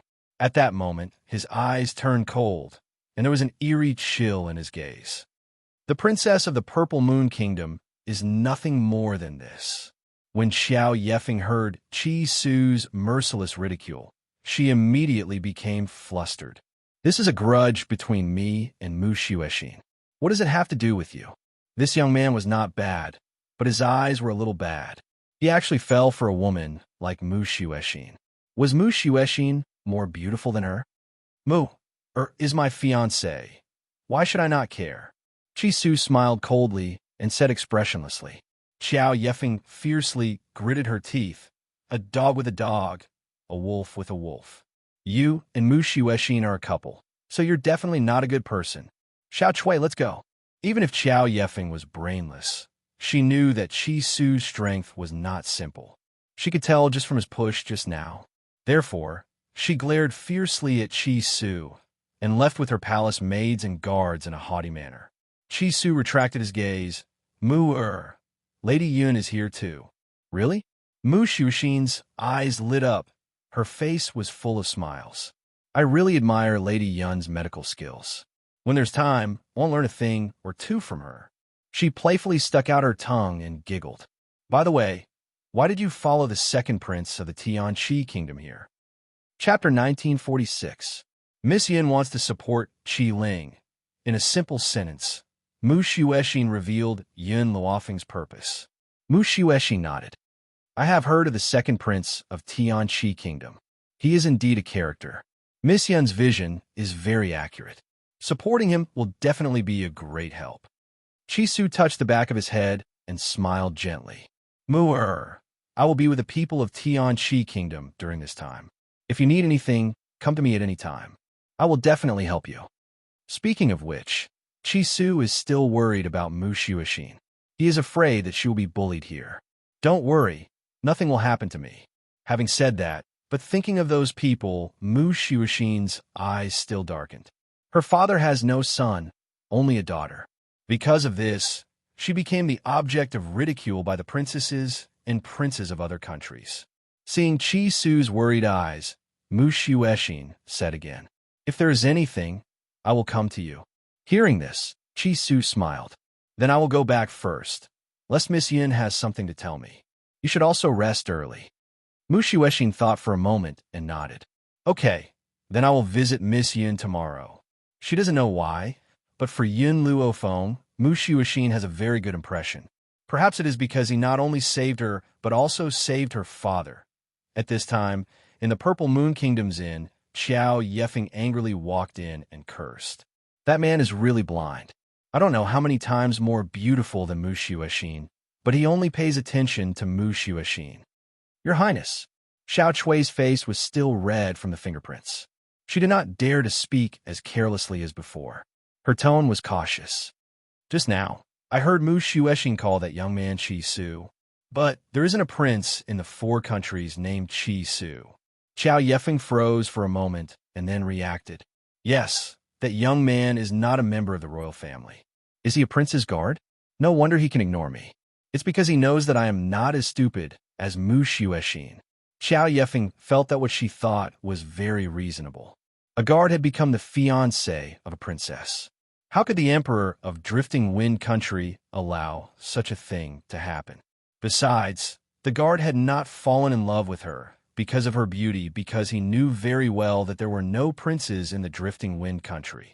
As a son-in-law who had married Mu Jintian's most beloved daughter, perhaps Mu Jintian would pass the throne to him?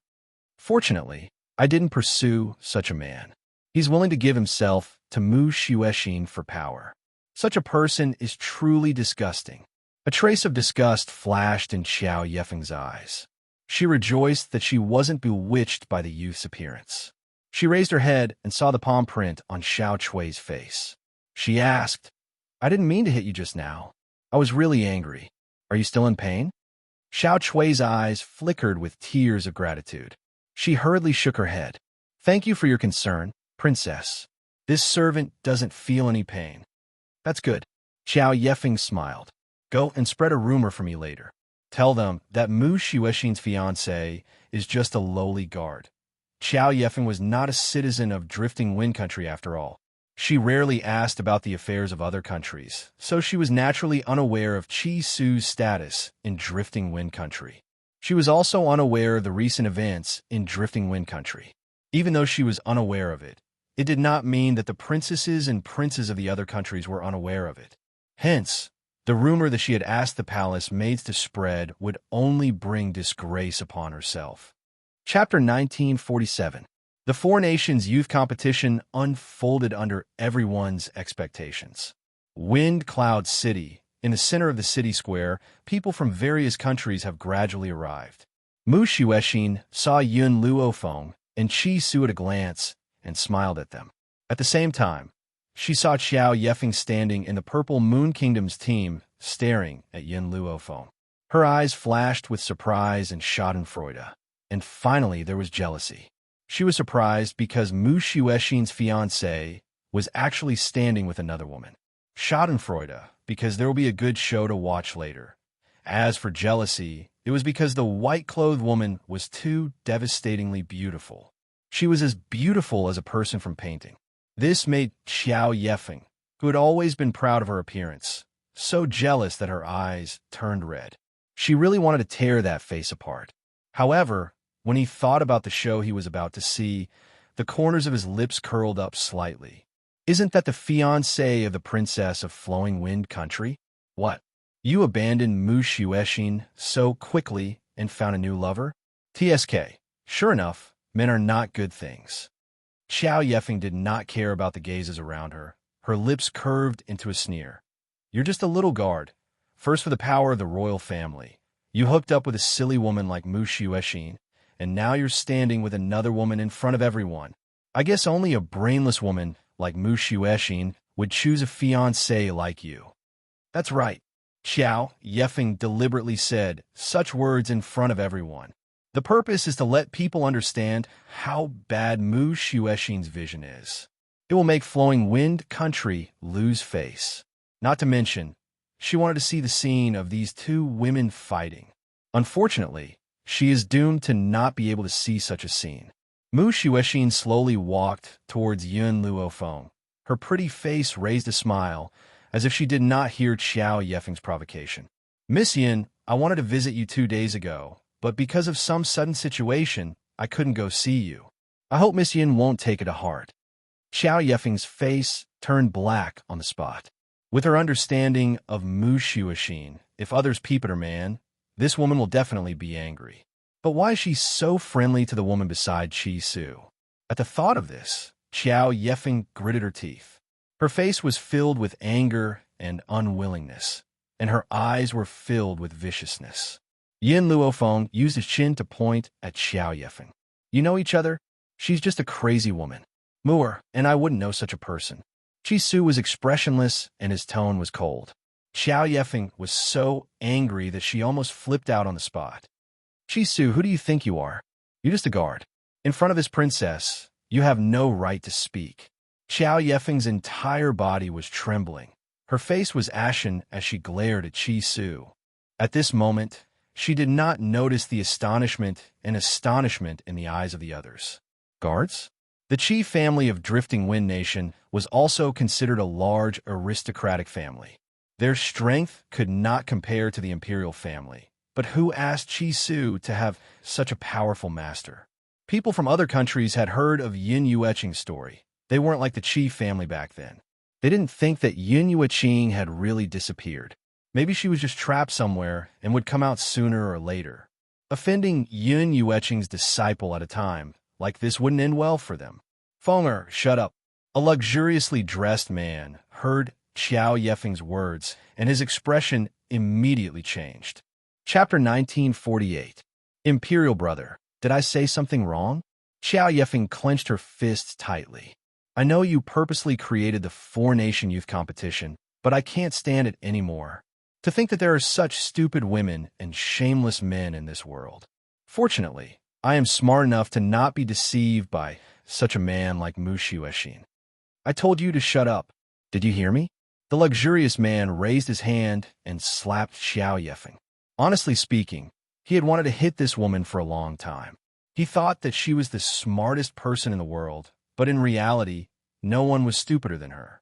Back in the palace, his father hated conflicts between the princes and princesses the most. Hence, no matter how much he wanted to beat this woman up, he endured it. Now they were in Windcloud City. How could he let go of this opportunity? Even if this woman went back to complain, he had reason to do so. Xiao Zixuan. Xiao Yefeng was stunned by this slap. She only recovered her wits after a long time. She held her swollen cheek and looked at the man in front of her in disbelief. You actually dared to hit me? This time, perhaps due to her anger, Xiao Yefeng did not even address him as Imperial Brother. Instead, she directly called him by his name. I hit you to teach you a lesson. You did not even know the other party's identity, yet you dare to speak so arrogantly. Xiao Zishuan snorted coldly. Qi Su is the young master of the Qi clan. The Qi clan is the #1 noble clan in the Drifting Wind Nation. Yet, you claim that he is a guard? Xiao Yefeng was somewhat stunned. Why would someone from the #1 noble clan participate in the Four-Nation Youth Competition? Wasn't the Four-Nation Youth Competition supposed to be a competition between the princes and princesses of the various nations? Even the people they brought were only guards and palace maids. The most important thing was that the successor of the #1 noble clan in the Drifting Wind Nation was with someone from the Tianqi Nation. Imperial brother, isn't it just the #1 noble clan? Is there a need to beat me up because of someone from the #1 noble clan? Although she knew that she had made a mistake, Xiao Yefeng would not apologize. She held back her anger in her heart and said angrily, "So what if it was the #1 noble clan? Could it be stronger than the royal clan?" Furthermore, she was not wrong. Qi Su wanted to marry Mu Xuexin for the sake of the royal clan. Otherwise, with Mu Xuexin's status, she would have to marry into another royal family. Xiao Zishuan was too lazy to say anything more to her and coldly threw a sentence. "If you want to stay here, you must listen to me, otherwise I will send you back to the Purple Moon Kingdom." Upon hearing that Xiao Zishuan wanted to send her back, Xiao Yefeng was so frightened that she shut her mouth and did not dare to say another word. When Mu Xuexin heard Xiao Yefeng slandering Qi Su, she was so angry that she wanted to argue with her, but she was stopped by Yin Luofeng. "A person who can't eat grapes says that the grapes are sour. Do you really want to argue with her whether the grapes are sour or not?" Not to mention Mu Xuexin, even the onlookers were stunned. Only after long, while did they react and burst into laughter. "What nonsense are you spouting?" Xiao Yefeng didn't care about the palace maid's tugging and fiercely shook off her hand. She glared angrily at Yin Luofeng. "When did I say the grapes were sour? And you said I can't eat grapes? What a joke. I am the princess of the Purple Moon Kingdom. How can I not eat grapes?" The palace maids and guards of the Purple Moon Kingdom were so ashamed that they wanted to dig a hole in the ground. Xiao Zishuan was so angry that his complexion turned ashen. Only Xiao Yefeng did not know why the laughter became even louder after she said those words. Chapter 1949. Your Highness, the palace maid could not stand it anymore and carefully tugged at Xiao Yefeng's sleeve. "She's saying that you like Qi Su, but because he's the fiancé of the princess of Drifting Wind Country, you're saying that he's not good." The palace maid had been vague enough. She was just short of saying that Xiao Yefeng was humiliating Qi Su in front of the world because she could not have him. That was the truth, was it not? Xiao Yefeng finally reacted. Her beautiful face was flushed red as she bit her lip and clenched her fists. Mu Xuexin laughed mockingly. "You better go back and learn more. Otherwise, you'll say that the grapes are sour because you can't have them." Xiao Yefeng's face was full of resentment and humiliation after being humiliated in front of so many people.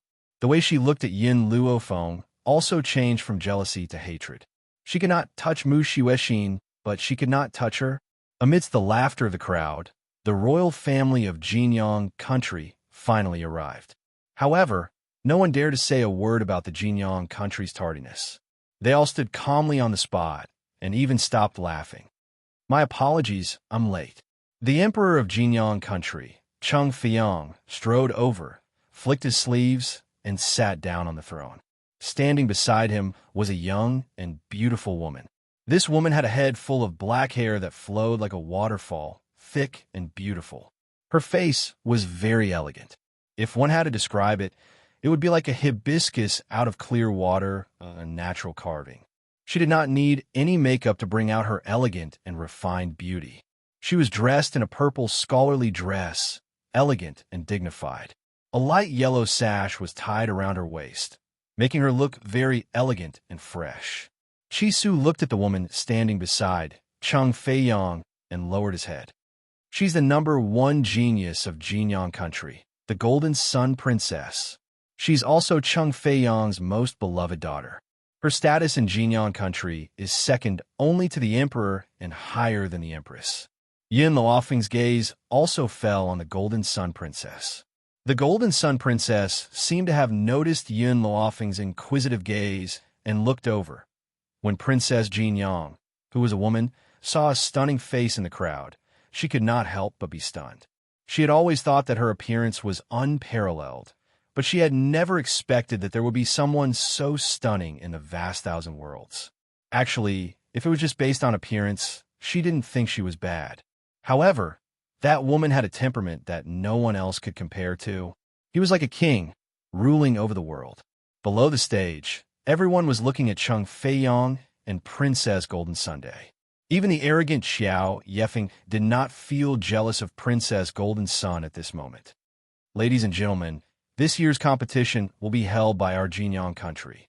Whoever wins will unify the 4 countries and become the true overlord of the 4 countries.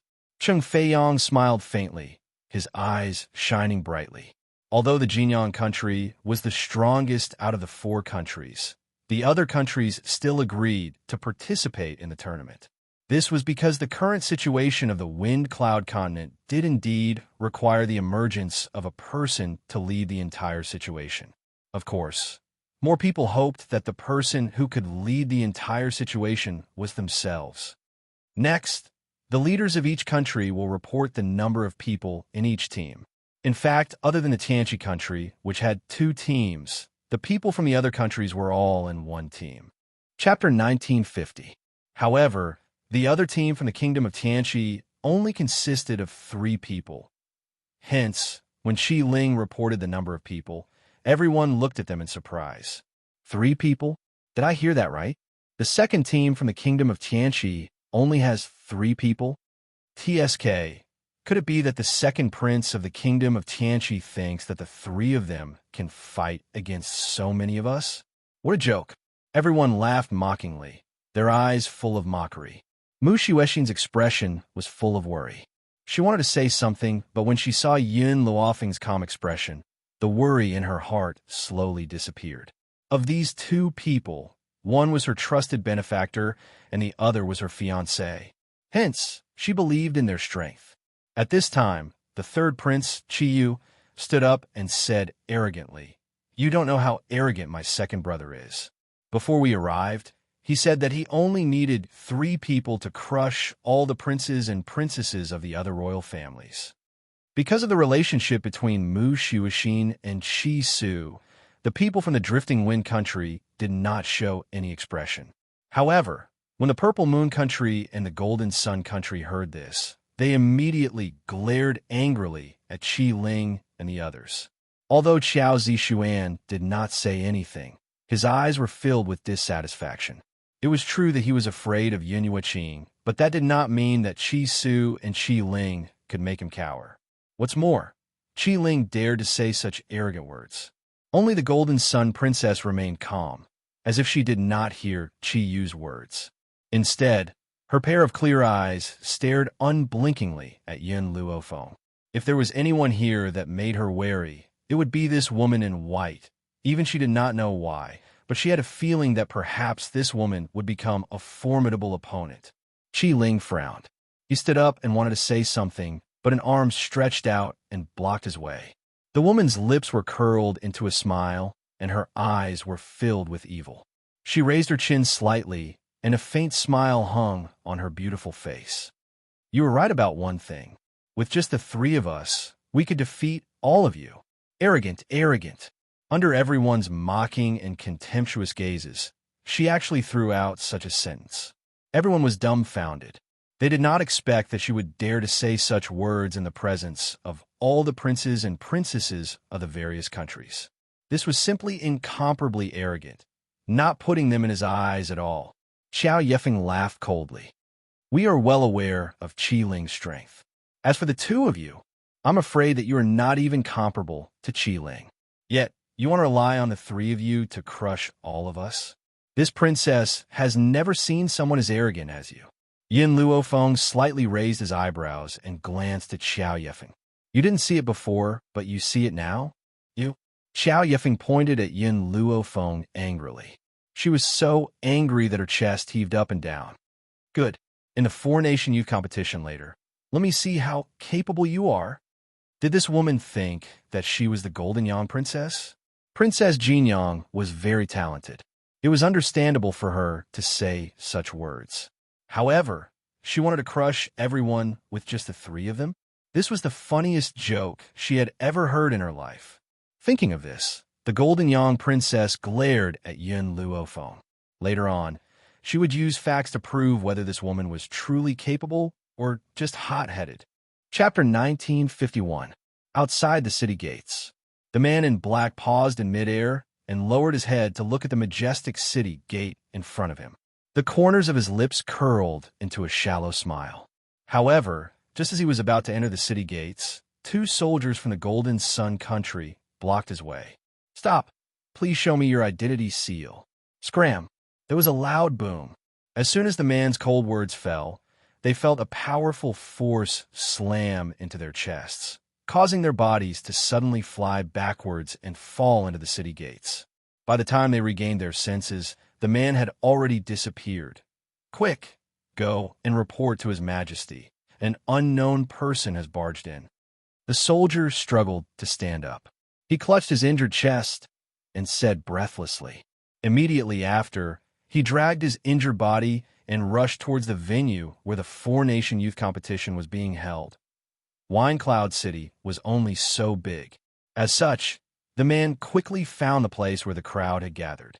From afar, he saw the woman in white standing in the crowd.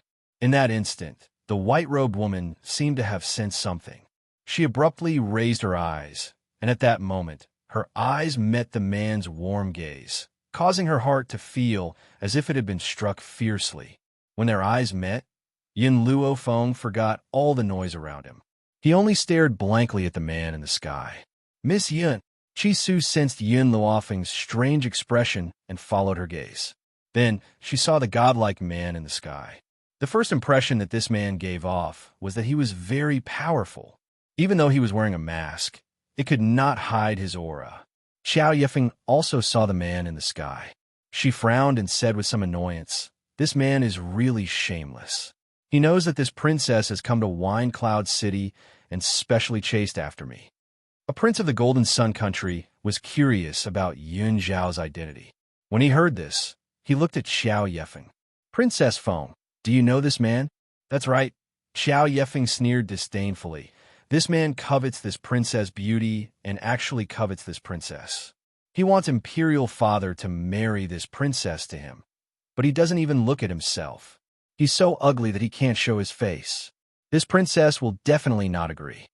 To save face, she did not tell the prince of the Jinyang kingdom that her father intended to give her to this man as a concubine. If this matter were to spread out, how could she, Xiao Yifeng, continue to mingle in this mainland? As he spoke, the man in the sky slowly walked over.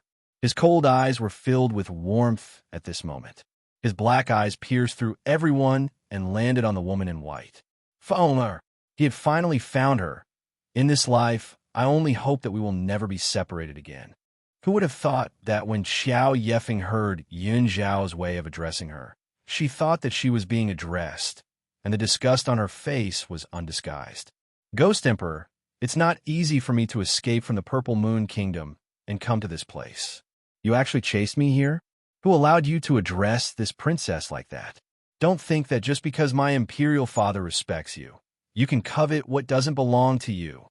Xiao Yifeng arrogantly raised her chin and spoke in an overbearing manner. This man's eyes were so gentle when he looked at her, he would definitely not be angry because of these words. Otherwise, it would be difficult for her to explain to her Imperial Father. When the others heard Xiao Yifeng's words, they looked at Yun Xiao with eyes full of understanding. Chapter 1952. It turns out that this man came to pursue Xiao Yifeng. It seems that his strength is not bad. His imposing manner makes people tremble with fear. Unfortunately, he is too ugly, so Xiao Yifeng doesn't like him. Indeed, in everyone's ears, the pronunciation of Feng-er and Feng-er is the same. Therefore, not to mention Xiao Yifeng, even the others thought that Yun Xiao was referring to the Purple Moon Kingdom's princess. However, after seeing Yun Luofeng, Yun Zhao's eyes were filled with her existence. The surrounding noise was automatically blocked by him, and he walked towards the beautiful woman in white. Ghost Emperor, don't you understand human language? I already said I don't like you. You still... Before Xiao Yefeng could finish her words, the man walked past her and walked forward. Suddenly, Xiao Yefeng's expression froze, and her eyes widened in disbelief. This damn man, how dare he ignore me? Xiao Yefeng was so angry that she turned her head and shouted angrily, Ghost Emperor, stop right there. Are you trying to attract this princess's attention by loosening the reins only to grasp better? This princess is telling you, don't even think about it. What made Xiao Yefeng even angrier was that Yin Xiao didn't seem to hear her voice and slowly walked in front of Yin Luofeng. His voice was very gentle, completely different from the person she once saw in the palace of the Purple Moon Kingdom. Feng, I'm here for you.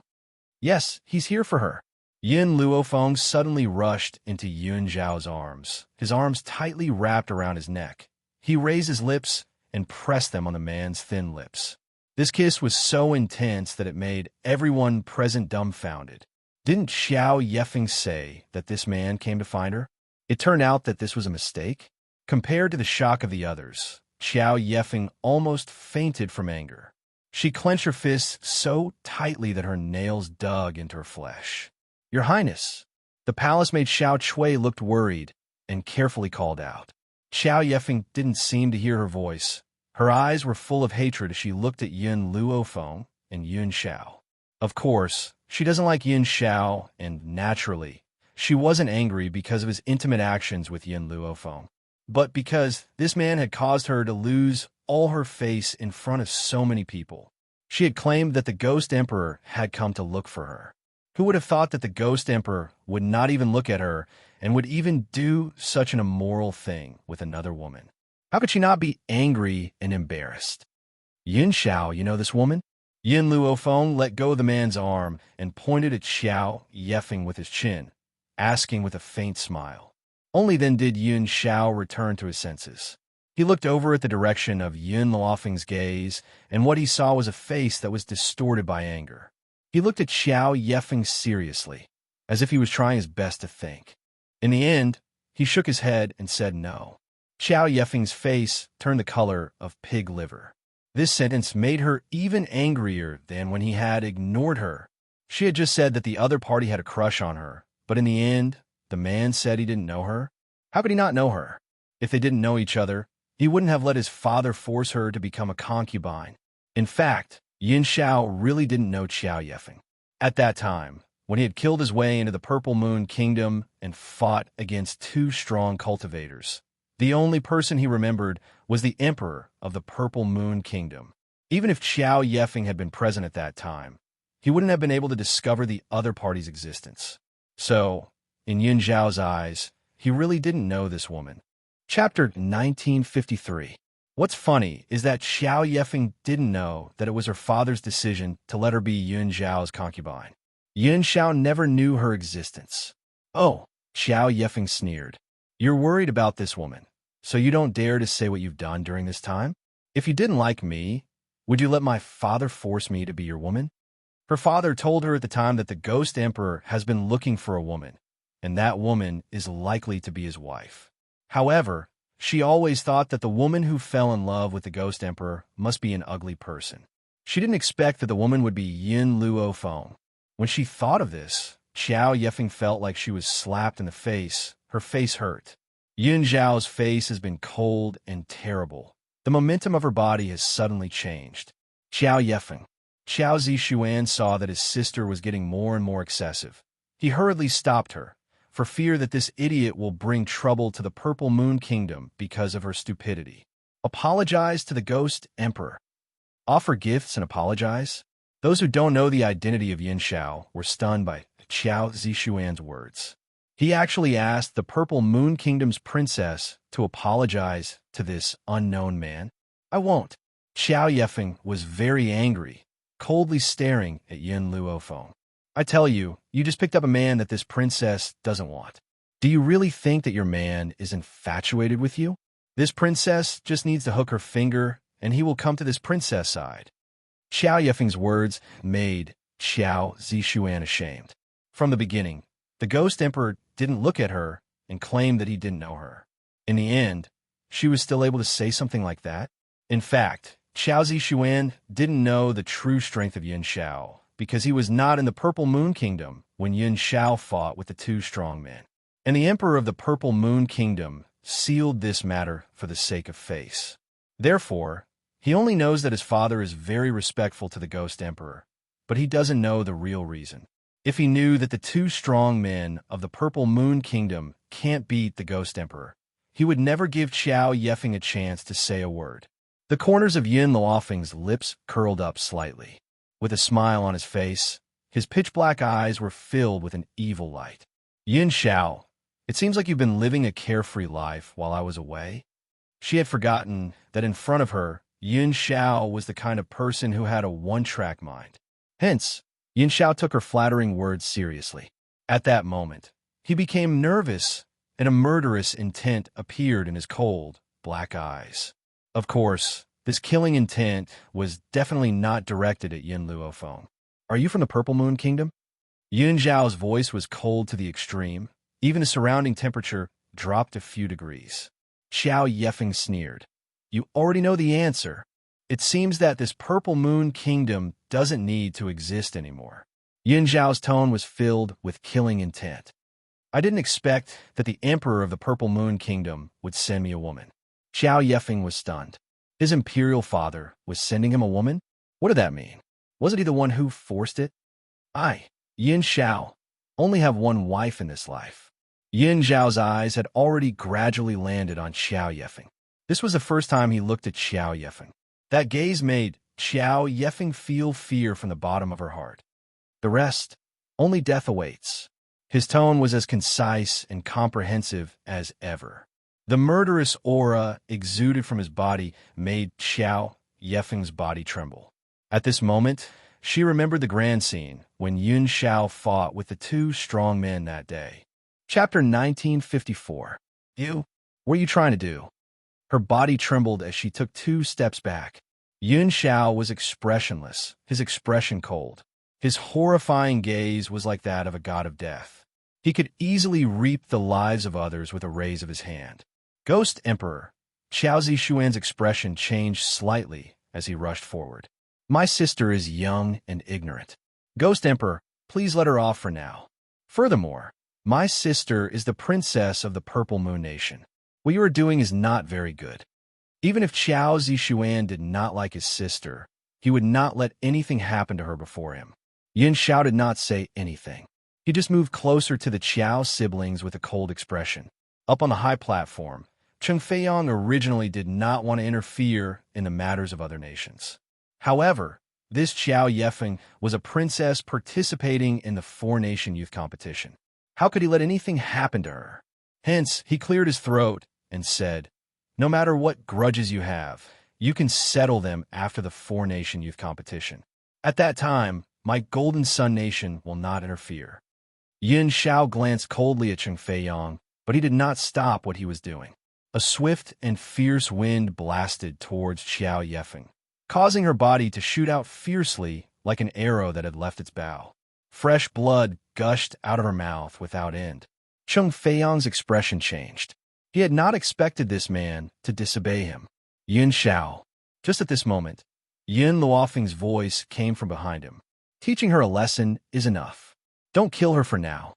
She is slandering me, Yin Xiao said with some grievance. Teach her a lesson first. As for the rest, I want to settle it myself. Yin Luofeng narrowed his eyes slightly. It was one thing to spy on her man, but he even dared to slander her. How could he let go of this debt so easily? Seeing Yin Zhao's wronged expression, Yin Luofeng comforted her softly. Do you really think I will believe her words? We have been together for more than 10 years. What kind of trials and tribulations have we not experienced? How can you destroy my trust in you just because of a few words from someone else? Yin Xiao finally relaxed at Yin Luofeng's words. The corners of her lips under the mask curled up into a gentle smile. All right, I will listen to you. Although the man's smile was very shallow, it made everyone's heart hit. This man was as terrifying as a ghost. However, he could also be so obedient and docile. That's right, towards the Xianxia before them. A single word appeared in everyone's hearts: docile. Xiao Yefeng's body trembled even more. The scene of this black-clothed, cold-looking man appearing for the first time suddenly appeared in her mind at that time. He was high and mighty like a monarch descending upon the world. It was as if he could decide the life and death of a person with a wave of his hand. It is estimated that the people of the Purple Moon Kingdom never thought that the cold-blooded man would be so gentle. This is Wind Cloud City. Cheng Feiyang slammed the table and stood up. His expression was cold and stern. "Young master, please wait until after the competition to decide." As if she did not hear Cheng Feiyang's words, Yin Xiao had already walked in front of Xiao Yefeng. His gaze was cold and condescending as he stared at Xiao Yefeng coldly, as if he was looking down on the world. His gaze was as if the Xiao Yefeng standing in front of him was already a dead person. Boom! Yun Zhao's foot stepped on Xiao Yefeng's chest. He did not have the slightest bit of pity for the other party, because she was a woman. Ghost Emperor. Xiao Zixuan felt Yun Zhao's terrifying power. His heart surged with fear, and he gritted his teeth. "Please be lenient." Chapter 1955. Yin Luofeng had only said that he would spare her life. However, he did not say that she could not be beaten to a pulp. Yun Zhao's expression remained cold, and she did not show any mercy. With a flip of her foot, she sent Xiao Yefeng, who had been trampled on the ground, flying into the air. She fell from the sky and landed on the ground with a loud bang, creating a huge pit. Xiao Zixuan's face turned pale, and he did not dare to say a word. The drifting wind country was on Yun Luofeng's side and was naturally enraged by Xiao Yefeng's words. They wanted nothing more than to beat her to death. As for the third prince and the others from the country of Xianxia, they had been frightened by Yun Zhao's arrogance and did not dare to step forward. Only Cheng Feiyang from the country of Golden Sun shot a look at the expert behind him. That person leaped up and slashed down from the sky. Yun Xiao raised her head and looked at the old man who was descending from the sky. A cold light flashed in her grim black eyes. Whoosh! The old man's attack was accompanied by a strong gust of wind, instantly blowing Yun Zhao's mask off. His black hair, which was as black as ink, fluttered in the wild wind, slowly brushing past his handsome face. At this moment, Xiao Yefeng had already been fished out of the pit by Xiao Zixuan. Her body was in a terrible state, and blood kept spurting from her mouth. It was a good thing that Xiao Zixuan had brought some spiritual medicine with him. This spiritual medicine could not heal Xiao Yefeng's injuries, but it gave her the strength to speak.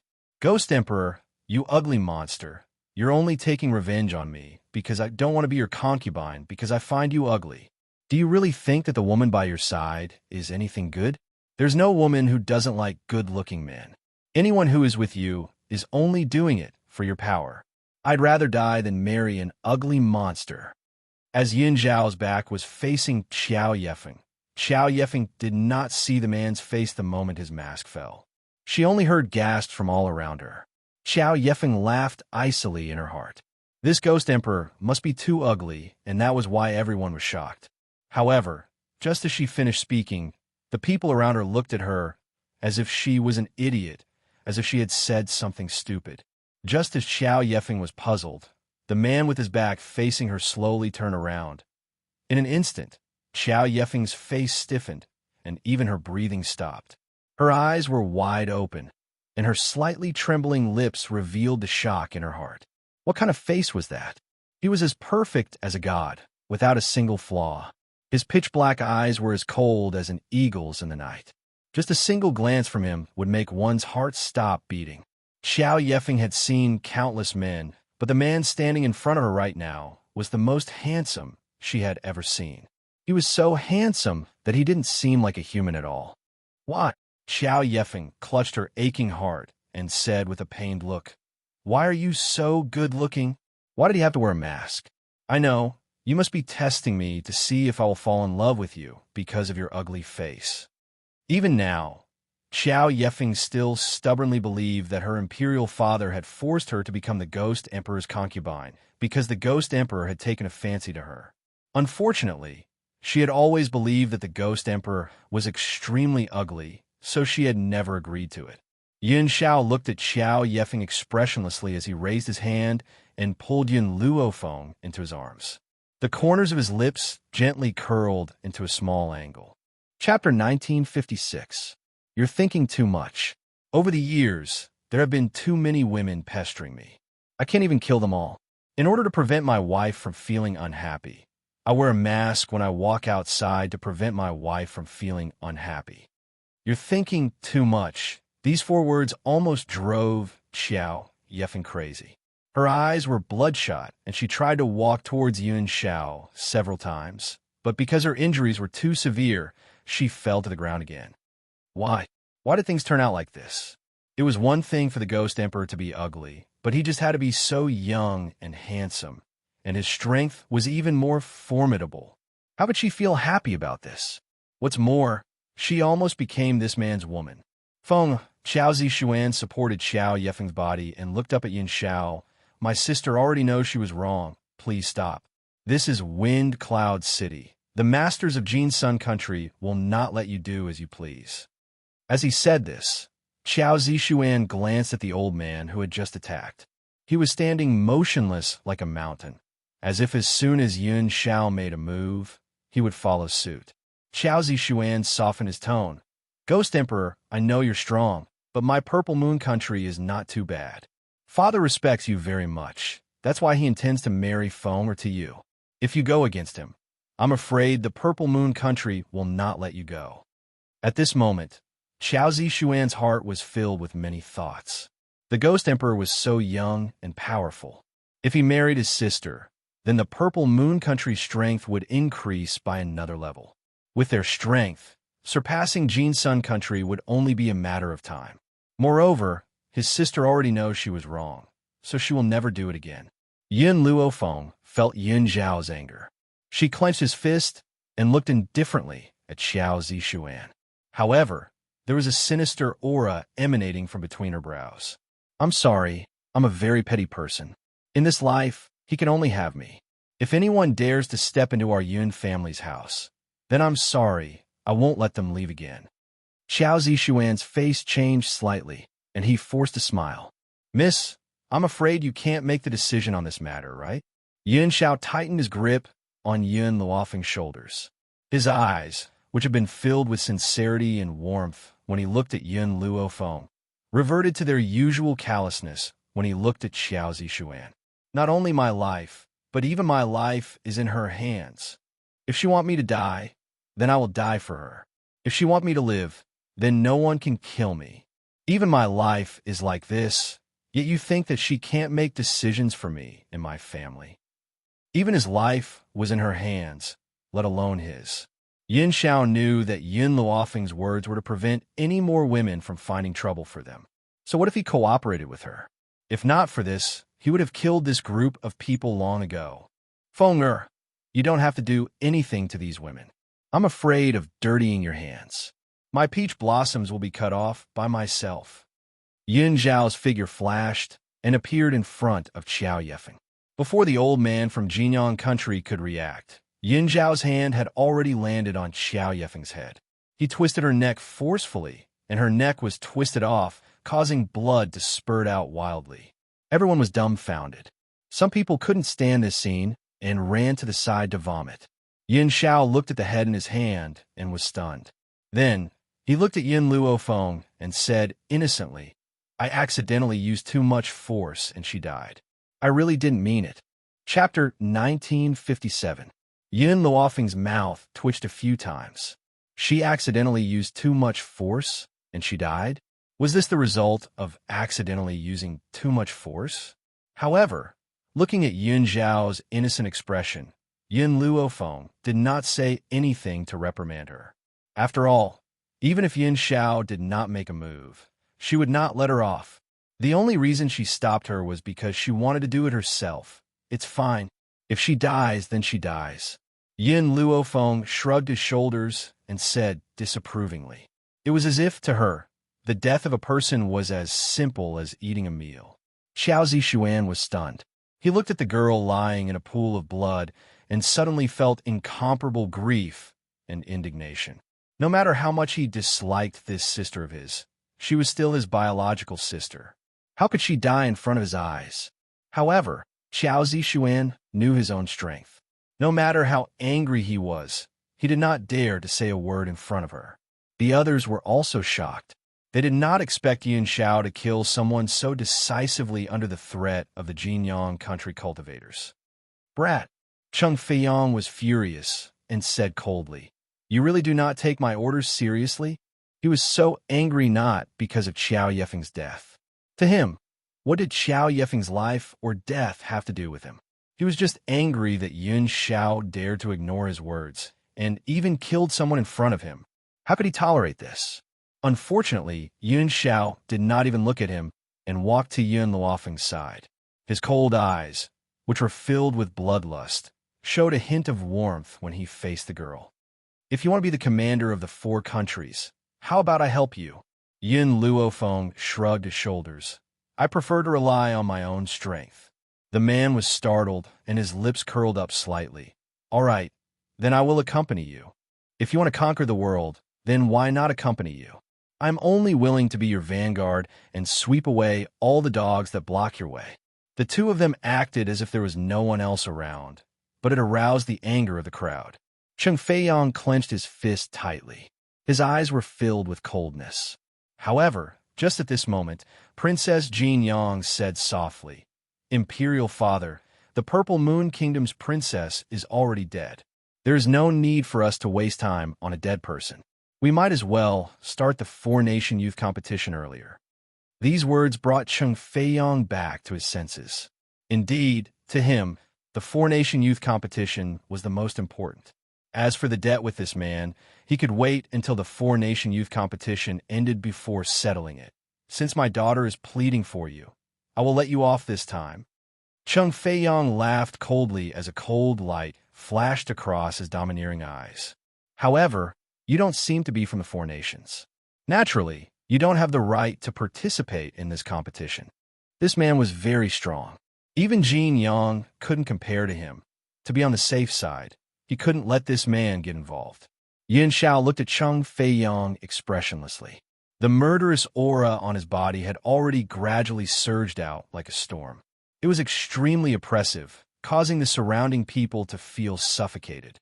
It was as if a hand was pinching their chests, making them unable to breathe. Suddenly, a hand pressed down on the back of Yin Xiao's hand. When he turned his head, he was met with a pair of eyes that were smiling evilly. "This is a battle that belongs to me. Yin Xiao, I can't always rely on you. I need to rely on my own strength to seize this piece of the world." The woman's eyes were very resolute, so resolute that Yin Xiao withdrew his murderous aura. He nodded obediently. "All right, I will listen to you." Chapter 1958.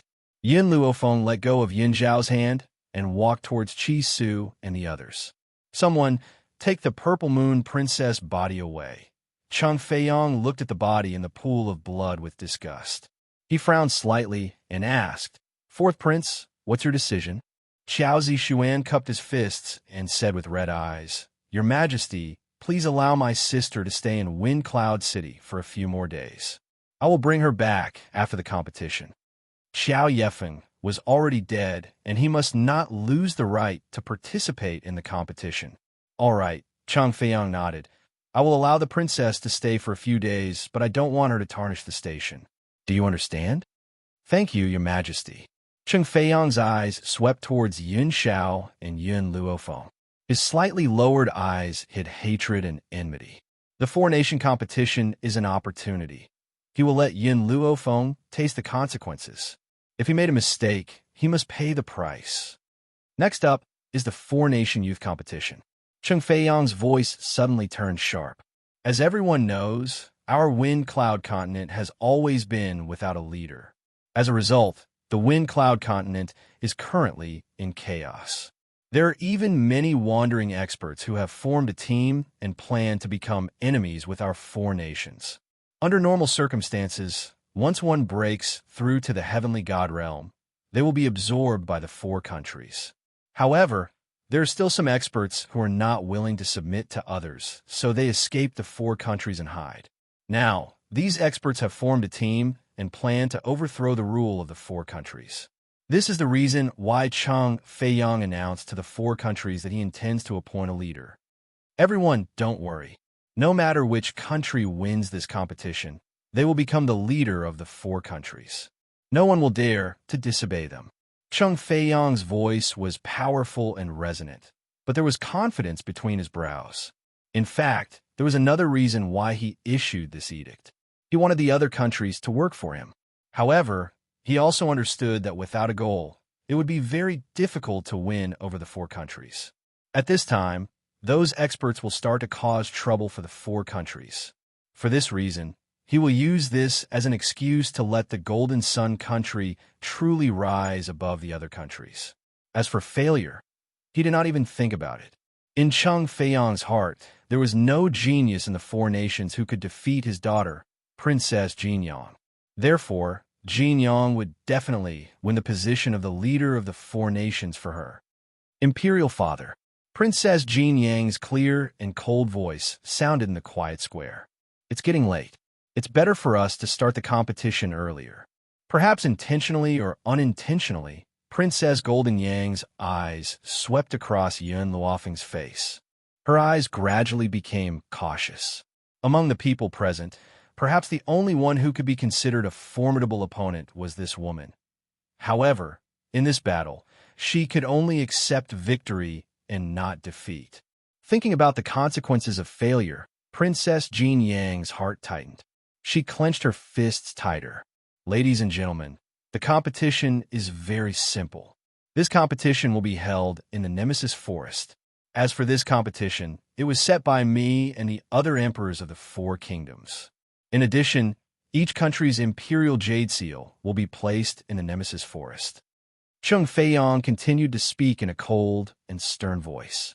In the process of searching for the imperial jade seal, not only can you take away other countries' imperial jade seals, you can also snatch them from their hands. Whoever obtains the most imperial jade seals will be the winner. If everyone can only find one imperial jade seal, then whoever returns to Wine Cloud City first will be the winner. Chapter 1959. The entire plaza quietened down at Cheng Feiyang's words. Nemesis Forest was the most dangerous place on the mainland. If they went to Nemesis Forest, they would most likely die. No one would have thought that the four nations would use Nemesis Forest as the venue for the four-nation competition. Everyone, do not worry. Cheng Feiyang smiled faintly. The place where the Jade Seal is hidden will not be in the depths of Nemesis Forest. As long as you do not go too deep, you will not encounter any danger. Hearing this, everyone's hearts were at ease. The position of the leader of the four nations was very important. However, they were even more unwilling to be in danger. Princess Jinyang's expression remained indifferent. Her eyes scanned the crowd of participants. When she saw that the participants had clearly heaved a sigh of relief, the corners of her lips curled into a sarcastic smile. However, she looked at Yun Luofeng again. When she saw that the woman in white was still as calm and demonic as before, a trace of admiration flashed in her eyes. A woman like this was indeed different from the rest. However, she did not know if they would become friends or enemies in the future. I'll go with you. Yun Xiao slowly walked to Yun Luofeng's side and looked at the woman in front of him seriously. You can follow me secretly. Don't let anyone discover you. Seeing the man's determined gaze, Yun Luofeng knew that even if she rejected him, this man would not allow her to go to Nemesis Forest alone. Hence, she deliberately lowered her voice and spoke. All right. Yun Xiao's expression was very determined. Even if Yun Luofeng rejected him, he would follow her secretly. Only then could he rest assured.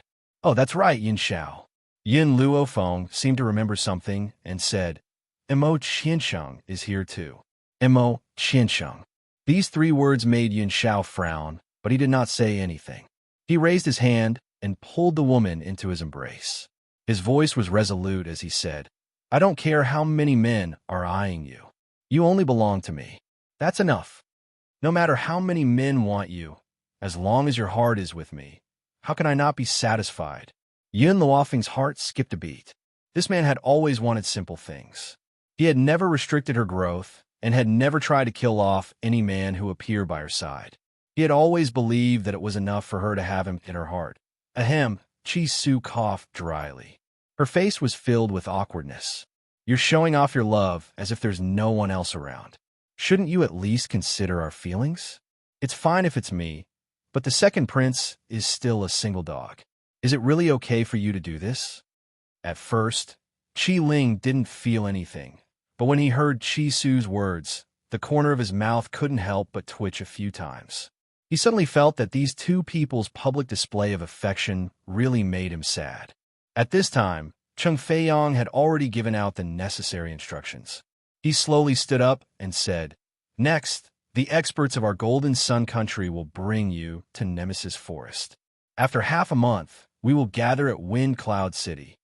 Nemesis Forest was not far from Wind Cloud City, only a few hundred meters away. This was also the reason why they had chosen Nemesis Forest. But when Shisu heard the words Nemesis Forest, his brows moved slightly and a trace of sadness surged in his heart. Back then, his master had gone to Nemesis Forest and disappeared without a trace. Now that he was about to enter that place, he wondered if he would be able to find her footprints. Chapter 1960. Nemesis Forest. A woman sat in a valley in the depths of the forest. Her white robes fluttered in the wind. Compared to Yun Luofeng's demonic and lazy demeanor, this woman had a calm and otherworldly air about her. Suddenly, a sharp aura pierced through the air and caused the woman in white, who had been sitting cross-legged with her eyes closed, to suddenly open them. Her eyes were cold as she stared icily at the dark sky. "Since you found your way here, why bother hiding? You can come out now." A woman dressed in a flowing green dress appeared in the sky. The woman's face was filled with disdain as she looked down at the woman in white sitting on the ground. The corners of her lips curled up gently. "Yin Yueqing, I never thought that you would be hiding in Nemesis Forest. It's your good fortune that our alliance leader has taken a liking to you. You don't know what's good for you. I really don't know what kind of charm you have to make the alliance leader so infatuated with you." Yin Yueqing's face was expressionless. Her expression was calm. "I don't love him. It's that simple." In reality, she did not know why, but she could not find any interest in any man. It was as if there was someone hidden deep in her heart. However, no matter how hard she tried, she could not remember what that man looked like. There was only a blurry figure that seemed to agitate the nerves in her mind. Yin Yueqing, the woman in green, was trembling with anger. She glared fiercely at Yin Yueqing. "I've come to find you for something else. I remember that before Master passed away, he gave you a seal. Hand over that seal, and I'll spare your life." Yin Yueqing slowly rose to her feet. She was dressed in white and looked as ethereal as a fairy. Her expression was calm, and her eyes were unruffled. The Windy Cloud Continent is ruled by the four nations. They force anyone who is a sky god to join them. That's why Master established the Freedom Alliance. His goal was to protect the freedom of those who were unwilling to join the royal family. However, after Master's death, you went against his wishes and wanted to unify the entire Windy Cloud Continent. How are you any different from the four nations? Yin Yueqing's voice was overbearing as she walked towards the woman in green. "Because I didn't want to wallow in the mire with you. You want to kill me. And you still keep saying that he loves me?" 3 years ago, she left her disciple and headed towards Nemesis Forest in search of medicine. However, just as she had found the medicine, someone sent her a letter saying that her master was gravely ill and wanted her to return to the Alliance. Who knew that what awaited her in the Alliance was an encirclement? Her master had passed on the seal to her before he died. Back then, she didn't know that the current Alliance leader, who was also her senior brother, was a wolf with wild ambitions. In order to obtain the seal, he did not hesitate to poison her. He had even taken advantage of her when she was in danger to seriously injure her. She had then risked her life to escape from the Alliance. She had been on the run all the way until finally she had chosen to return to Nemesis Forest to recuperate. Yin Yueqing, this isn't up to you. I'm here on the Alliance Head's orders to retrieve the seal. The green-robed woman raised her head arrogantly and continued. Besides, the Alliance leader truly likes you. If you had just handed over the seal, the Alliance leader would not have hurt you. Instead, she would have cured you of the poison. Unfortunately, you are too disobedient. The Alliance leader is Master's eldest disciple, so it's only right that he should inherit the Alliance. You have only been in the Alliance for over 10 years. Why should the Alliance be handed over to you? Yin Yueqing laughed softly. Even though I don't know what it means to like someone, I do know that when you like someone, you are willing to give everything to them. You would never hurt the person you like. He only wants to possess me. He doesn't like me.